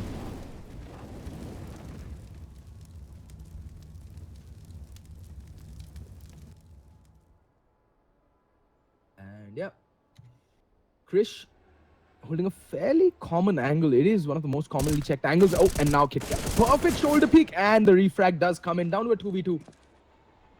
But I don't think they'll expect both players to be playing connector. KitKat instantly shut down. And now it's Carry Bob in a 1v2, and he does go down to Foxy. Carry Bob, unfortunately, unable to clutch that round out. SemperX put 7 rounds on the board on the CT side. But like I said, it's strain. It is a predominantly CT-sided map. So now it becomes imperative that Risky don't lose the pistol round, or rather it becomes imperative that SemperX pick up the pistol round so that they have at least a buffer of a couple of rounds going into the first gun round that Risky will bring to the table.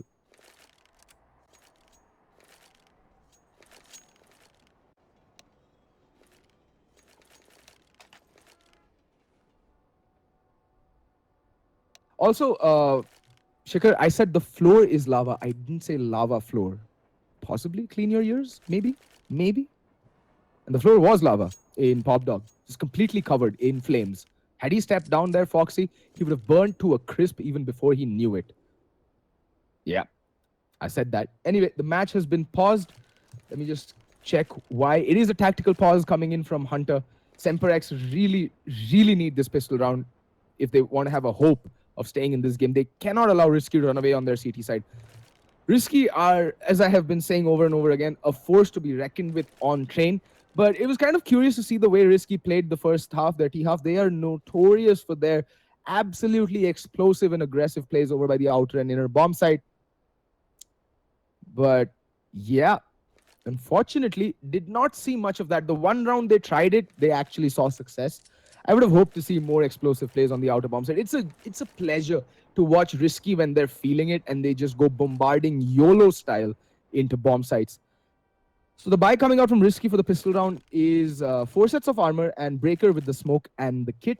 While on the flip side, so far, 3 players have bought up armor. I think they're just deciding on whether to go with 2 players full utility or 1 player will drop a Tech 9 run, a raid boss setup, and 1 smoke. It looks like it's going to be 4 sets of armor and Hunter with the, well, utility. So we might see an inner push. That 1 smoke, 1 flashbang, and nade, like very telltale signs of a fast play towards the inner bomb site.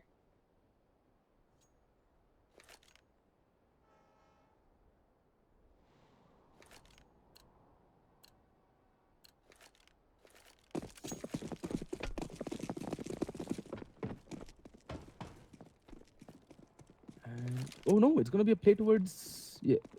So far, 2 players making their way Ivy and KitKat, very aggressive.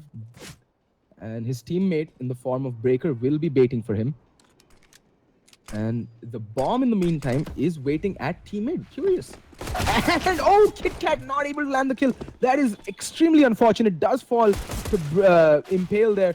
And now Breaker hightailing it out of there on 1 HP. Nami does find 1 kill, but Nami, what more can he do? He's already done his job. Tapping away. Havoc in the meantime, 2 quick kills. And that means Foxy all alone in a 1v3. And he's going to find Nami, but that's all she wrote. Havoc just going absolute beast mode in that round. 3k for him. And all that planning just completely down the drain. SemperX lose the pistol round. A round that they desperately needed, and they got the opening kills. Impale playing the entry fragger role perfectly, gets the kill onto KitKat, brings Breaker down to 1 HP, finally does land the kill onto him. But unfortunately, Havoc and Nami just, went all Gandalf and said, "You shall not plant," and they just plastered their seal of approval and authority on that pistol round. And look at that.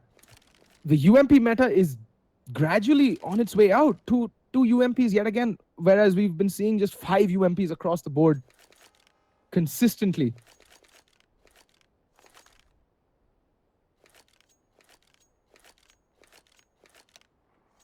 Pratik, I understand jokes might escape you, but that's your problem, not mine. Sorry.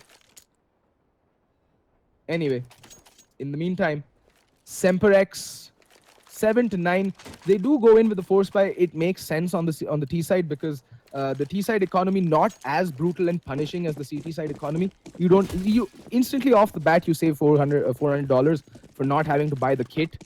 So I mean, it's a little more forgiving. And also the utility, the Molotov is $200 cheaper than the incendiary nade. In the meantime, it's going to be a double stack over by Ivy, and it is going to get smoked off for the time being. Impale has made his way into Pop Dog, so... And they're not really contesting Pop Dog. I like this. They're using the rifles, the ranged advantage that the rifles give over the Tech 9 perfectly. And the position that Breaker's playing with the UMP, I like it. So whatever engagement that he will seek will be at a close distance. So it's not like he's going to be at a disadvantage because he's playing the ump.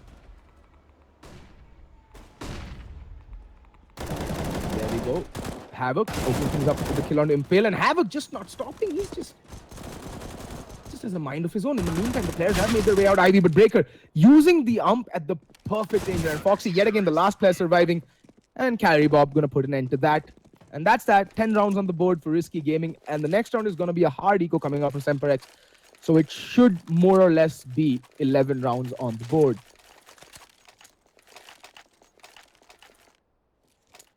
And yeah, one thing I have to say, like, it's not just Breaker's skins or Carry Bob skins, it's Breaker, the way he synergized his entire, what's it called?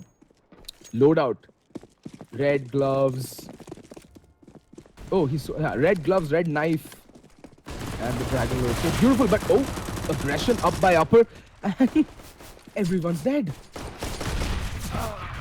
Everybody's dead. Breaker and Kit Kat push upper.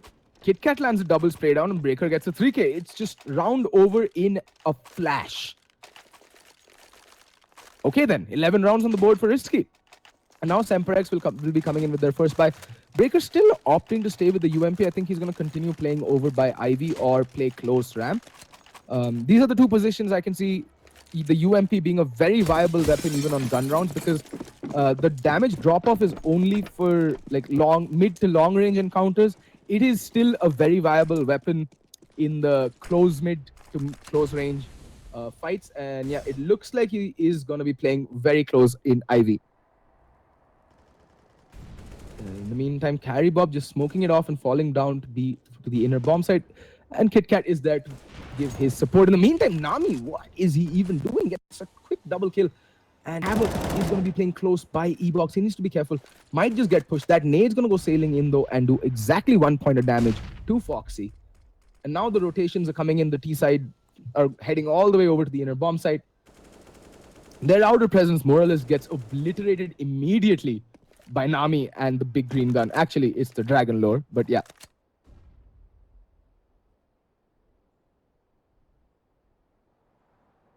And Kit Kat and Carry Bob still playing inner. It has all the shapes and makings of an inner hit. And that nade's gonna go sailing in. It's a little bit premature, but it does manage to do a ton of damage, and then Molotov's gonna slow things down. But Carry Bob is playing the bomb site. He needs to be careful. Kit Kat would have told him that they've already made their way out on the side. Carry Bob making his escape. That flashback not gonna catch anyone, and then all of a sudden, Carry Bob having too many players to shoot at, but Havoc's not gonna stop. He's gonna pick up the first kill of the round. Nami already on a 2K. Can he get more is the question. Havoc, spraying away. Gets the kill, and now it's Mithil in the 1v3. Havoc does go down. Finally, his reign of terror comes to an end, but Nami with the op, and he knows exactly where Mithil's playing from. Misses the shot. You cannot miss those, Nami, and Mithil's brought it down to a 1v1. That nade's gonna go sailing in, and we have lag. What the hell? We have lag, folks. Nice.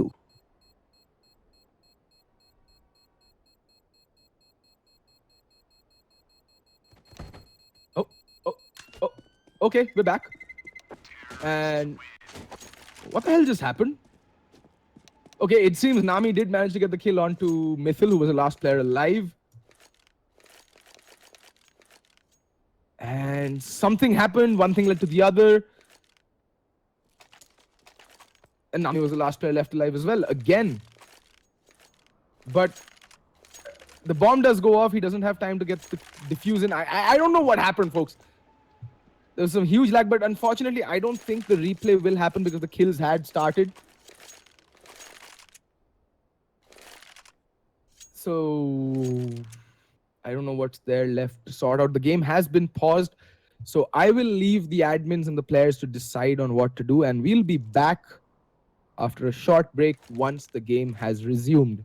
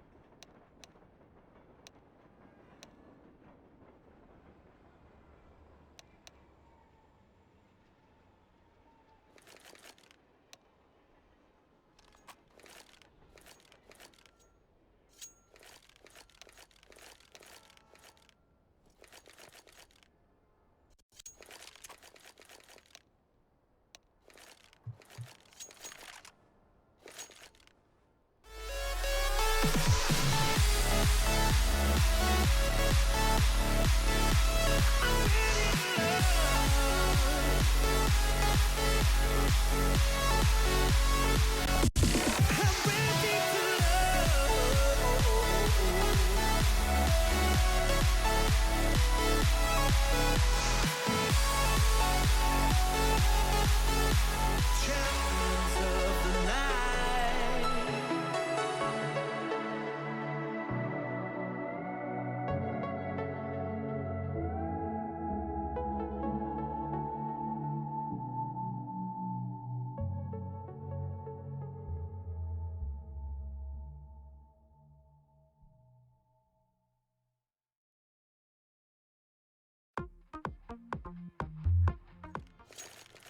All right, ladies and gentlemen, so the verdict's in because Mithil there died to the nade and Nami had a kit and enough time to stick the defuse and couldn't do so just because of the lag. The round will get replayed. So the scores have been reset, the buys are coming in, and we're going to see a replay of that round. Will we see the same execute from SemperX or will we see something different is the question at hand right now. Interesting decision. So yeah.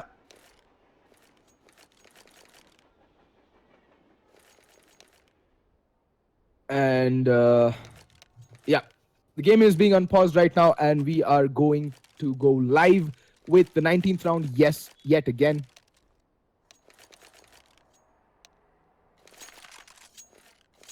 And I'll be lying if I, if I said that I'm not curious to see how SemperX change things up. It is their first buy round, so they really need to win this. And if the lag hadn't happened, Mithil did fall to the nade eventually.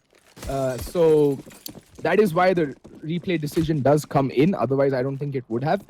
If Mithil and Nami both were alive in a 1v1 situation, it can go either way. So that's why. And Breaker yet again playing the same spot. And it looks like it's a bit of a different setup coming in from SemperX. They not showing any IV presence early round. They're choosing to stay up Pop Dog by Pop Dog and well, might be a fake towards the outer bomb site and then play towards the inner. You never know. There's so many possibilities that the teams can do in terms of executes, but it is a predominantly CT-sided map, and yeah, it looks like it is going to be an outer hit. And Havoc needs to be careful. He's playing by E-Box. He's going to be the first line of contact here for Risky Gaming. And he's hearing all of this. He's telling his teammates what's up. Nami, oh, Havoc there. Spots on Foxy. Gets one. Can he get a second? Does get the second, but unable to land the kill. And even trades. It's even Stevens, but Hunter and Krish are so very low. They're on but a prayer. He's barely alive, but Hunter does find Nami, and Breaker finds Hunter. In the meantime, so we have 12 rounds on the board for Risky Gaming and Carry Bob recovering the AK-47 as well. And because of the fact that Risky Gaming have kept so many players alive over the past 2 rounds, they can easily buy back into this round. And that fast, explosive play just not really working out. And I'll tell you why, folks. This is Train. This is a map where at the first hint of nades from the T's, any kind of execute, the nades, the Molotovs from the CTs, the flashbangs, just come raining into every point of entry conceivable. Look at that. 2 players just instantly blinded. Carry Bob hears this and falls back. The right thing to do. Carry Bob gets a spray. Oh, getting completely mowed down. And now Kit Kat going to do the smart thing. Wait for the rotation to come in. Havoc burning alive there. Unfortunate. And, oh, both players, Mithil, getting the kills. And now Breaker with the UMP gonna get completely wrecked. And Nami, he's got it all to do. Win a 1v3. Gets one, falls back.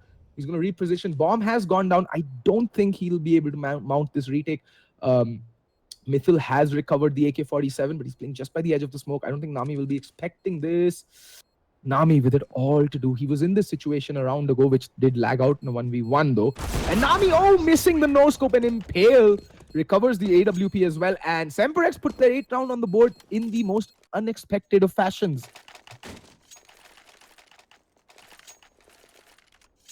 And like I said, so if you're playing Train, right, so this is a bit of advice from me. Take it if you will. If you're playing Train on the T side and you know that the CTs are stacked to the eyeballs with nades, a fast play is not your best bet. What you should do is maybe fake and execute, and draw out the utility from the defending CTs and then execute naked late round or mid late round, something. Don't walk into the nade stacks. So what SemperX did there, the reason they couldn't actually win that round was obviously Havoc getting that two-man spray down, kind of surprising. Like, not surprising, but kind of not what you expect. That E-box position when the Ts are just coming out streaming, it's more or less a one and done spot. The fact that Havoc managed to land so many kills there kind of sealed the deal for Risky that round. But Hunter and Krish were, even before they made their way onto the bomb site, were down to 11 and 25 points of HP. And the reason for that is the fact that they had to walk through Molotovs, literally eat grenades with their faces. And that's what took the chunk of their HP away. So it would have been beneficial had they just lobbed the nades, the smokes, set up a fake execute, drew out the utility from the defending CTs, and then later on, they just walked out on either onto the outer bomb site. Because think about it, folks. You are the Ts. You have 5 players. You can actually group up and attack one bomb site, and you'll only have to contend with at the most 1 or 2 players at any given time, especially in the inner bomb site. That's exactly what SemperX did in the next round. They made a lot of noise upper, and they just bum rushed ramp with 3 players with Tech 9s out, screaming Bloody Mary to high heavens, and just steamrolled Carry Bob, who was playing there by Green Train. And there was no answer for that fast play. And that's something you can do on your first gun round as the Ts. If you're light on the utility and you know that your opponents will be completely stacked to the eyeballs with Molotovs, nades, flashbangs, smokes, you should be looking into doing that.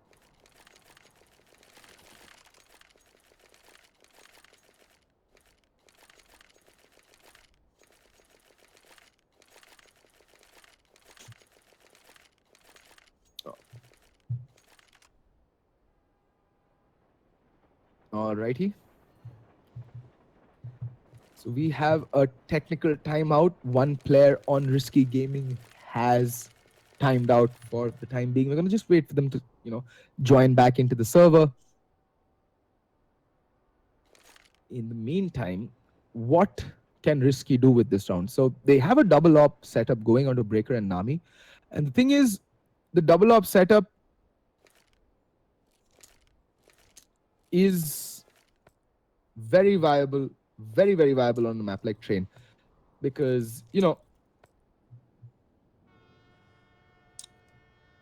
can actually have one op play inner, leave the rest of the bomb site, and have one op train towards T-mid.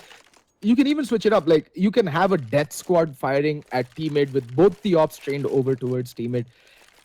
There's a plethora of options that you can choose, especially on Train.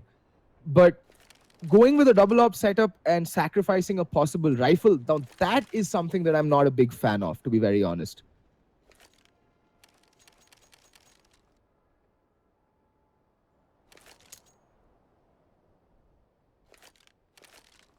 Well.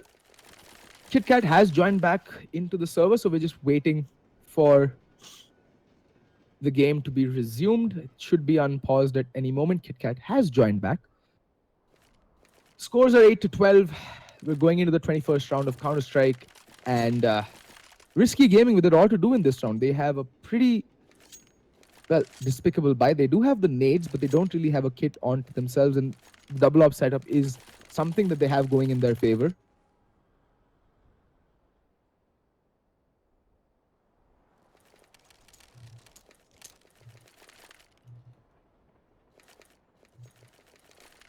And I'm just messing around with the POV because, just waiting. Really don't know what to talk about right now.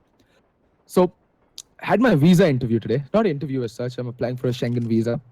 So, went there, spent the whole afternoon in a very gloomy office, just waiting for some guy to take my documents and then tell me that, I can be on my merry way.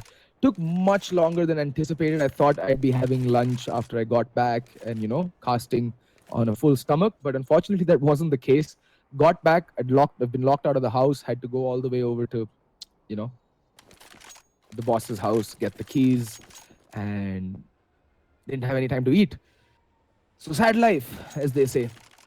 But they also say the show must go on, so here I am, and here you all are, watching what's shaping up to be quite an interesting game of Counter-Strike. And finally, the timeout does get called off, and now I can stop rambling on and resume talking about Counter-Strike, the thing that I am much better at than talking about myself.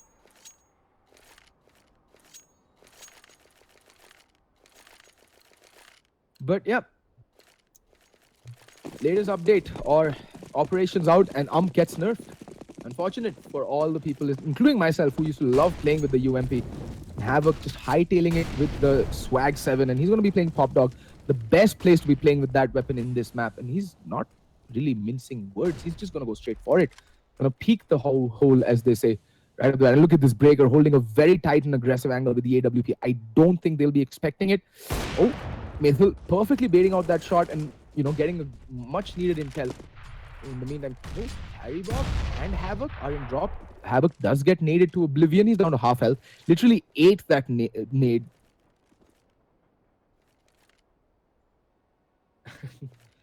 It looks like it's going to be an A play because Hunter is out there with the op. Does spot out Carrybob playing over by Pop Dog. Needs to be careful. Carrybob shouldn't be popping out. Does bait out yet another shot, but there is no one taking advantage of the fact. And Havoc is... Well, Havoc does get burnt alive. In the meantime, Breaker with the AWP with it all to do. Falling back, taking a more passive angle and gets the kill onto Foxy.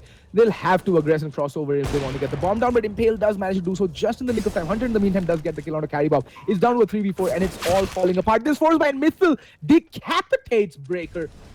And he's on a tear right now. Both Impale and Mithil are making their way up the bomb site, up Oil Train.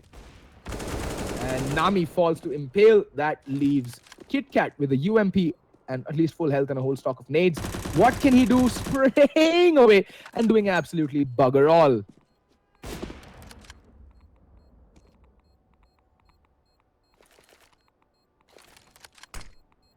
And KitKat is just desperately trying to survive this round. He's just looking left and right like a headless chicken. Does get Helen Kellered, and there's Mithil saying, thank you very much. I will take my free kill with a side of fries and Coke. Yeah, I'm hungry. Sorry for the food analogies, folks. But yeah, moving on, SemperX putting 9 rounds on the board, seeing that round off with, well, the utmost of ease by the end of it. And it does seem SemperX have done their homework on train. They're looking a lot more organized and a lot more put together so far on their T side. And they had some flashes of brilliance on the CT side as well. So I think SemperX, safe to say, can add this map to their map pool. In the meantime, it's going to be a full eco coming out from Risky Gaming. Okay, not full, just a couple of upgraded pistols. And whoa, look at that. Impale taking a ton of damage. He's down to 1 HP. And somehow, Breaker managing to stay alive. Nami, in the meantime, gets kills of his own Foxy. And Krish, though, finally putting order back into the chaos. And Havoc, okay, he almost got the kill. And, oh, the aim punch doesn't allow Nami to land the kill onto Krish. And SemperX will put 10 rounds on the board and manage to keep 3 players alive. That means now their economy can build on. So, that's pretty good.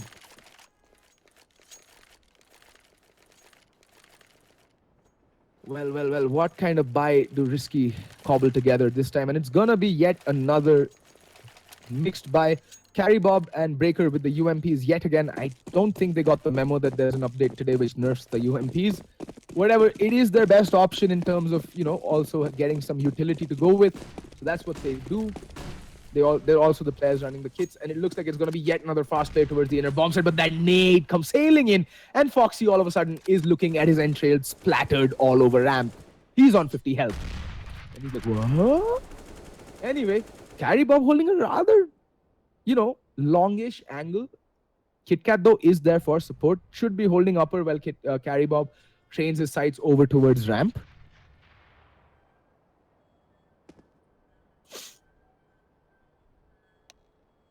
And that nade kind of seems to have brought in a standstill on SemperX's attack. And there's still 2 nades, 2 Molotovs, and 2 flashbangs left on to Risky Gaming. But just because they slowed things down, KitKat is now going to be rotating off the inner bomb site. And at least one player should have heard him. Oh, taking an alternate angle, making a lot of noise. Just look at those beautiful bunny hopping skills. In the meantime, I think, yeah, the players are still just above. Look at this. Has Hunter timed out? I think Hunter might have timed out. Yeah. Hunter has timed out. And because Well, damage was exchanged, but I don't think there's a single kill that happened. So I'm not really sure what's going on. Nami, in the meantime, has a knife kill. Nami is just being a bit of a killjoy. And yeah, dot stop gets called, and the round will be restored and replayed. And we're just gonna wait for Hunter to rejoin into the server. He did lag out. He actually did lag out.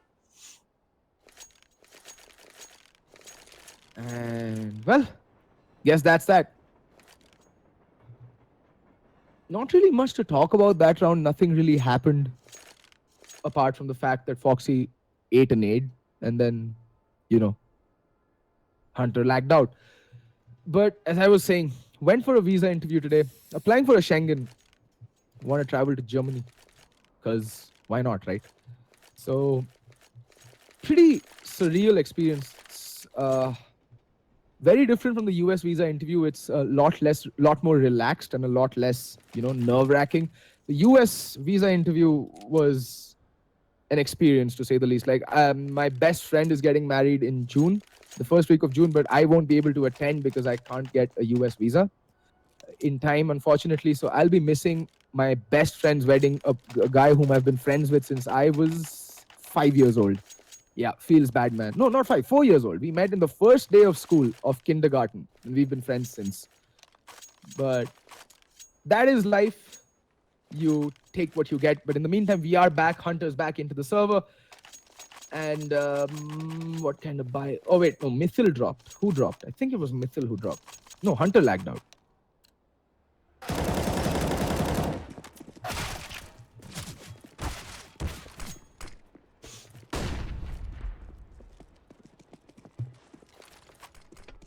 Nah, Gambit. Nah. Can't say stuff like that on stream. No, can we now? Shonak sir. No. I shall forgo my fake accent for a bit. Just to say, Shonak, what you do, man? No, bro. No. You can't say these things. But anyway, we're back with the fake accent once again. The game will go live soon. So stick with me for a little while more, folks, with the fake accent. It's pretty good, actually. I think I'm getting better at this stuff.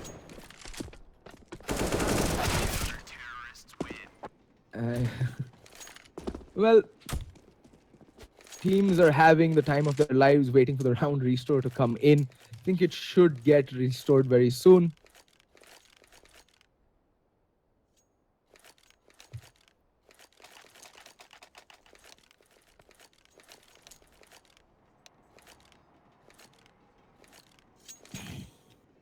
And we're still waiting. 13 to 10. What is even happening right now? Yeah. We are waiting for the round restore to come in, and not really sure when that's gonna happen.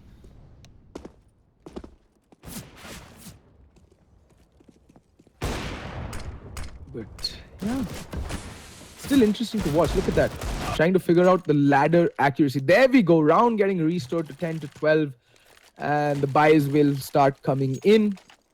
And yet again, it's the same buys. I mean, they can't really go for too much of a variation on the buys. Both the teams, they really don't have the money, especially risky gaming.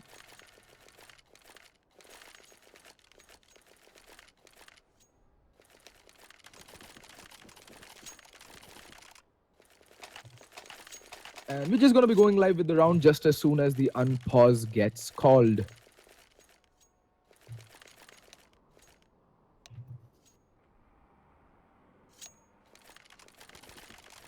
Still, been a very interesting game of Counter-Strike thus far, folks. You have to agree. SemperX is putting up a pretty decent fight on Train, one of Risky's strongest maps. Like, there were times on Train last year during the Masters LAN where Risky they could have literally played the entire game with pistols and they would have won. That's how good they were on Train. And the fact that the Indian teams have got to a level where they're managing to take 10 rounds off of Risky gaming with the game still to spare is a commendable feat. The double off setup didn't really work out. Havoc gets one, gets two, and lands the headshot onto, I think that's Mythil, who's just on his last wish there. In the meantime, Foxy does find Nami. He's down to a 3v2, but Mythil is so very low. Carry Bob comes rushing out of smoke like a bat out of hell and completely wrecks the remainder of the SemperX side. And that's the aggression I was talking about. The YOLO plays that just catch opponent teams with their pants down. There's no way to expect what Carry Bob did there. Every sane person would be under the assumption, okay, there's a smoke down. There shouldn't be any reason why a CT of all players pushes that angle. But Carry Bob was like, screw that noise. I'm gonna push through it and get myself a 3K.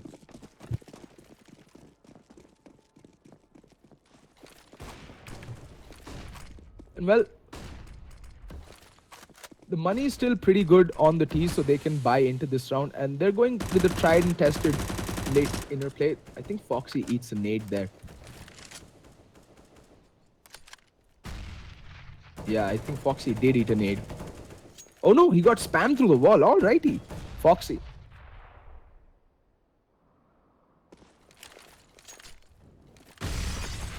And looks like it's going to be a fast play on towards the drop area. They're going to come streaming out of Pop Dog, or is it? Nope, they're making their way towards inner. Hunter is still chilling by T mid, so it has the makings of an A fake and then no, it has the makings of an inner fake and then a play towards the outer bomb site. There's still 54 seconds left on the clock, so there's no need for SemperX to hurry this. They still have 3 smokes, 3 Molotovs, 3 HE nades, and a whole lot of utility to work with. Man advantage is still not with any team. 5v5 still with just 40 seconds left on the clock. They're running the clock a bit too low. And I think it might just catch Risky a little bit off guard. That Molotov, though, is going to stop. But in the meantime, Nami does spot out a player. Coming out teammate, and that nay in that op shot just going to completely wreck Hunter. And Nami missing an easy shot. And now it's all down to Havoc, who doesn't manage to get the kill. But Nami, okay then, with the collateral. But Krish and Mithil even out the numbers disadvantage. And now it's down to Carry Bob and KitKat to mount this retake. It's a 2v2 retake, highly possible. KitKat is rotating towards IV, but in the meantime, Carry Bob does get found out by Mithil, and Mithil is triggering his inner Mumbaiker. Like, he's like, welcome to the Mumbai local Pudhil station decapitation. That's exactly what's going through Mithil's head as he's just handing out scalpings left, right, and center, and Mithil clutching out that round with 3 very, very important kills.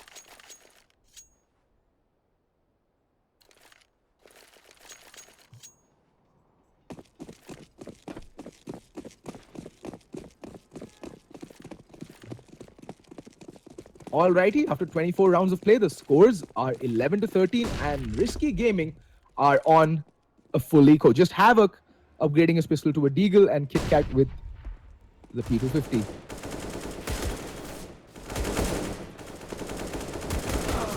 And there we go. Down goes, well, everybody. Carry Bob does manage to land 1 kill, but now it's KitKat, and oh, the cheeky knife, the cheeky backstab. And it's a 1v3. Bomb is on the outer bomb side. KitKat has recovered an AK-47. Pulls out his knife for good effect. I mean, the Karambit does a very good fidget spinner impression. So I always like to see that impression.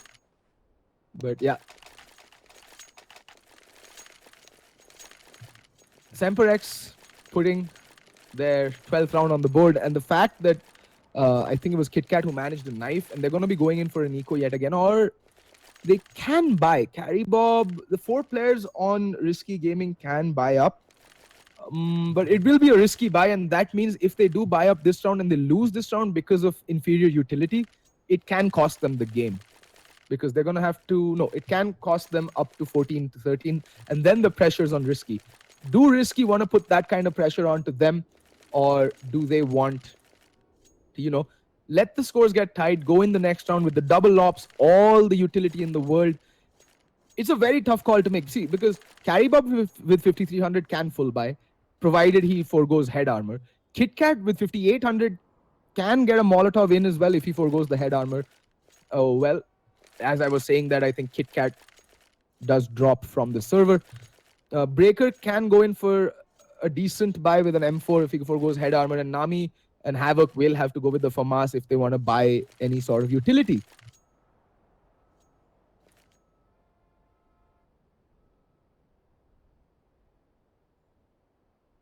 So,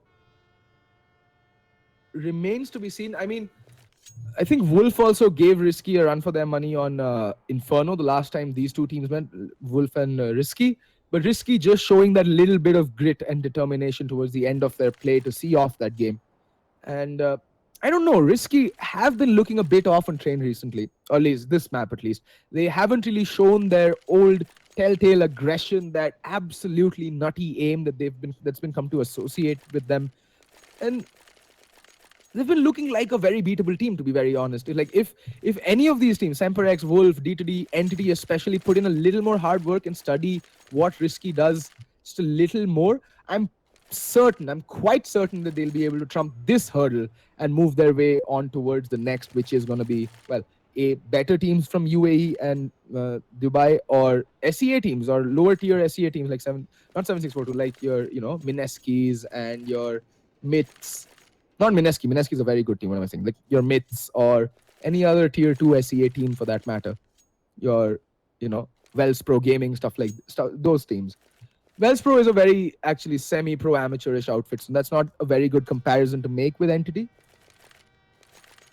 But you get what I'm saying, right? The next hurdle, once they manage to overcome Risky, is SEA. That's the next yardstick. That's the next checkpost that teams from India have to meet and have to overcome in order to, well, get over, better themselves and go for a better perception in the international sphere.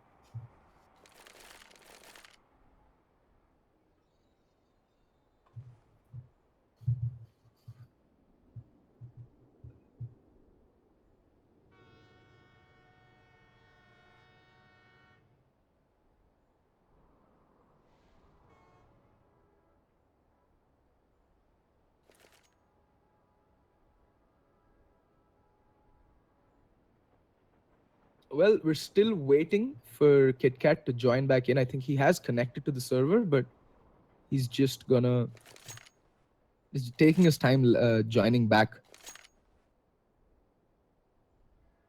For those of you wondering why D2D are losing to Brutality on Mirage, is because Mirage is Brutality's playground, folks. It is their strongest map. It is the strongest map in their map pool.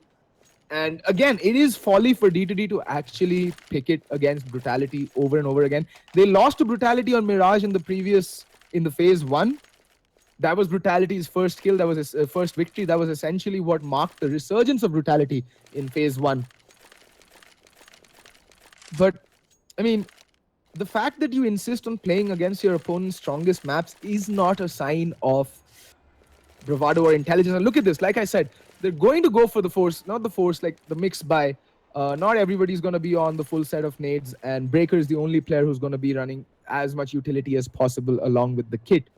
That's primarily because Carry Bob decided to go with the head armor, not something that I openly advocate when you're facing off against 5 AK-47s. But well, who am I, right? I'm just a caster. So we're back live with the game. It is 12-13. And Breaker yet again going to be playing very aggressive by Ivy.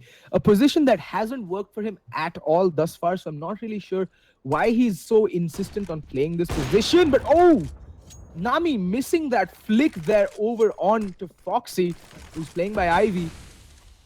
And in the meantime, I think Krish, yeah, he's by teammate Bomb though. Yeah, it's going to be an inner hit. So Havoc again needs to have the round of his life. He needs to go huge here if he wants to stop this. But in the meantime, Nami opening thing up with the headshot onto Impale. And now Havoc completely blinded. He's white as a snowflake. And that's a team flash. That's going to piss him off. And Hunter finding KitKat. And Havoc peeks out, gets one. Not nearly enough, but Hunter is so very low. And Nami does do the job, gets the kill onto Missile. And onto Foxy. He's gone on a tear. He's on a 3K. And will he find the final kill? No, he doesn't. Carry Bob to clean things up with the kill onto Hunter, but they lost one too many rifles. They're risky. They don't have the money to buy into the next round fully. That is really going to hurt them going forwards. Look at the money. Whereas SemperX can buy into the next round. Mithil can drop an AK-47 for his teammates. And then he can buy up fully. So they're going to have the better buy going into this round, definitely. Because they're going to be facing off against two M4s, one AK-47, one UMP, and an AWP. But the utility side, on the utility front, it is looking better for Risky Gaming. So they might be able to see off a fast play if it does come to that.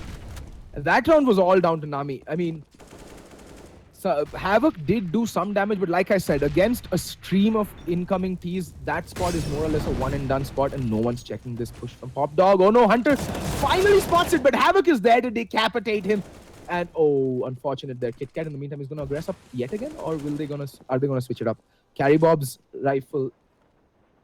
This 4 AKs. Oh, Kit Kat playing with fire here. Playing with fire over by Pop Dog.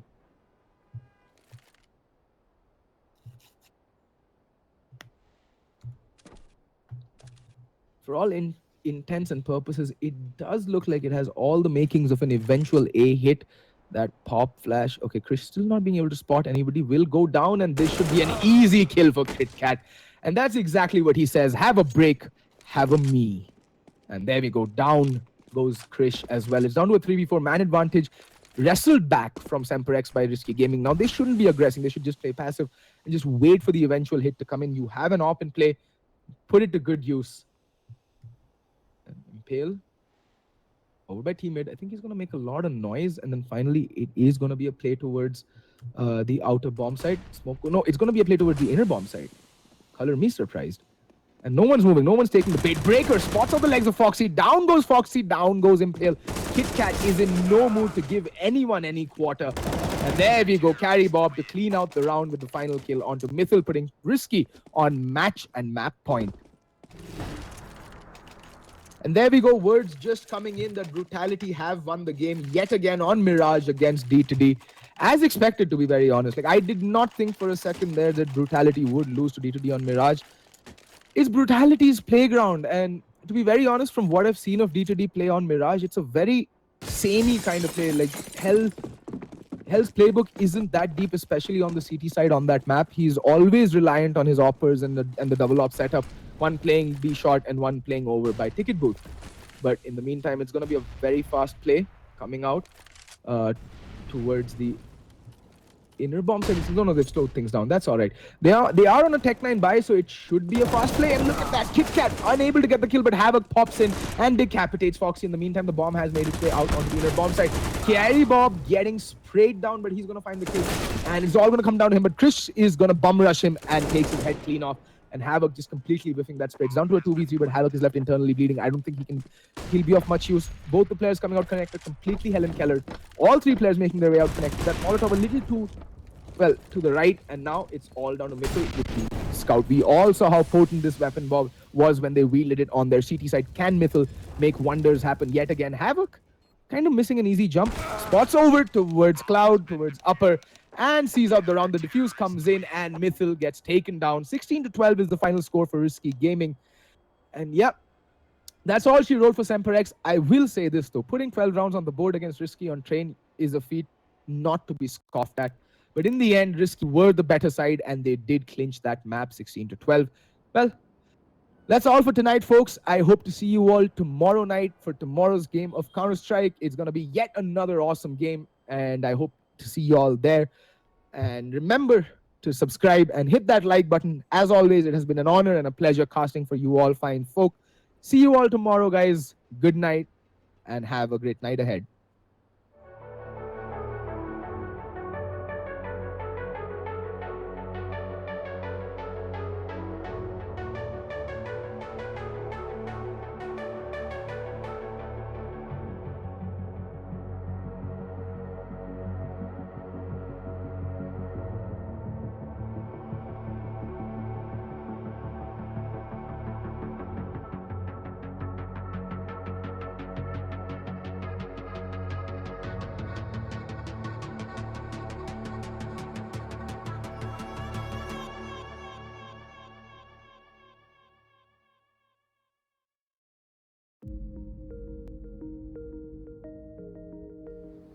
All right, just like we kept at it, and we kept saying it, Risky Gaming is that one machine which does not know when to stop. You launch it, it's like a fire and forget missile. It's launched, it's done, it's going to do its job, and that's what they did. Risky Gaming wins this match 16-12 in their favor against SemperX. And now, SemperX does not anymore have a clean slate against their name. They have one loss registered against them by the hands of Risky Gaming. Well done, Carry Bob and gang, Well done indeed. I'm very sure tonight's going to be a party night for you guys. And hard luck, SemperX, Mithlef and gang. Maybe next time around, a little bit of work on the drawing board can aid and improve you guys. Well, that's what we have for you guys in the day 10 live stream of the Phase 2 of the ESL India Premiership 2017 summer season, brought to you by Omen by HP, HyperX, and Zawi by BenQ, organized by Nordwind Gaming. I'm Vagish Goslevhan, and before I bounce for the night, let me tell you guys how you can be a part of the ESL India Premiership 2017 summer season. The Phase 3 is around the corner. We are more than halfway across the Phase 2. The playoffs are going to begin soon, and the promotion and relegation will happen. And that's when post that you can become a part of the ESL India Premiership 2017. All you got to do is go onto that registration link on the screen and register for the games you want to participate in for the ESL India Premiership 2017. Well, that's what we have for you folks. In the words of Bugs Bunny, that's all folks. And the next time, tomorrow we'll catch you again at 6:30 p.m. IST with the Clash Royale games, Dota 2 and Counter-Strike Global Offensive. Good night.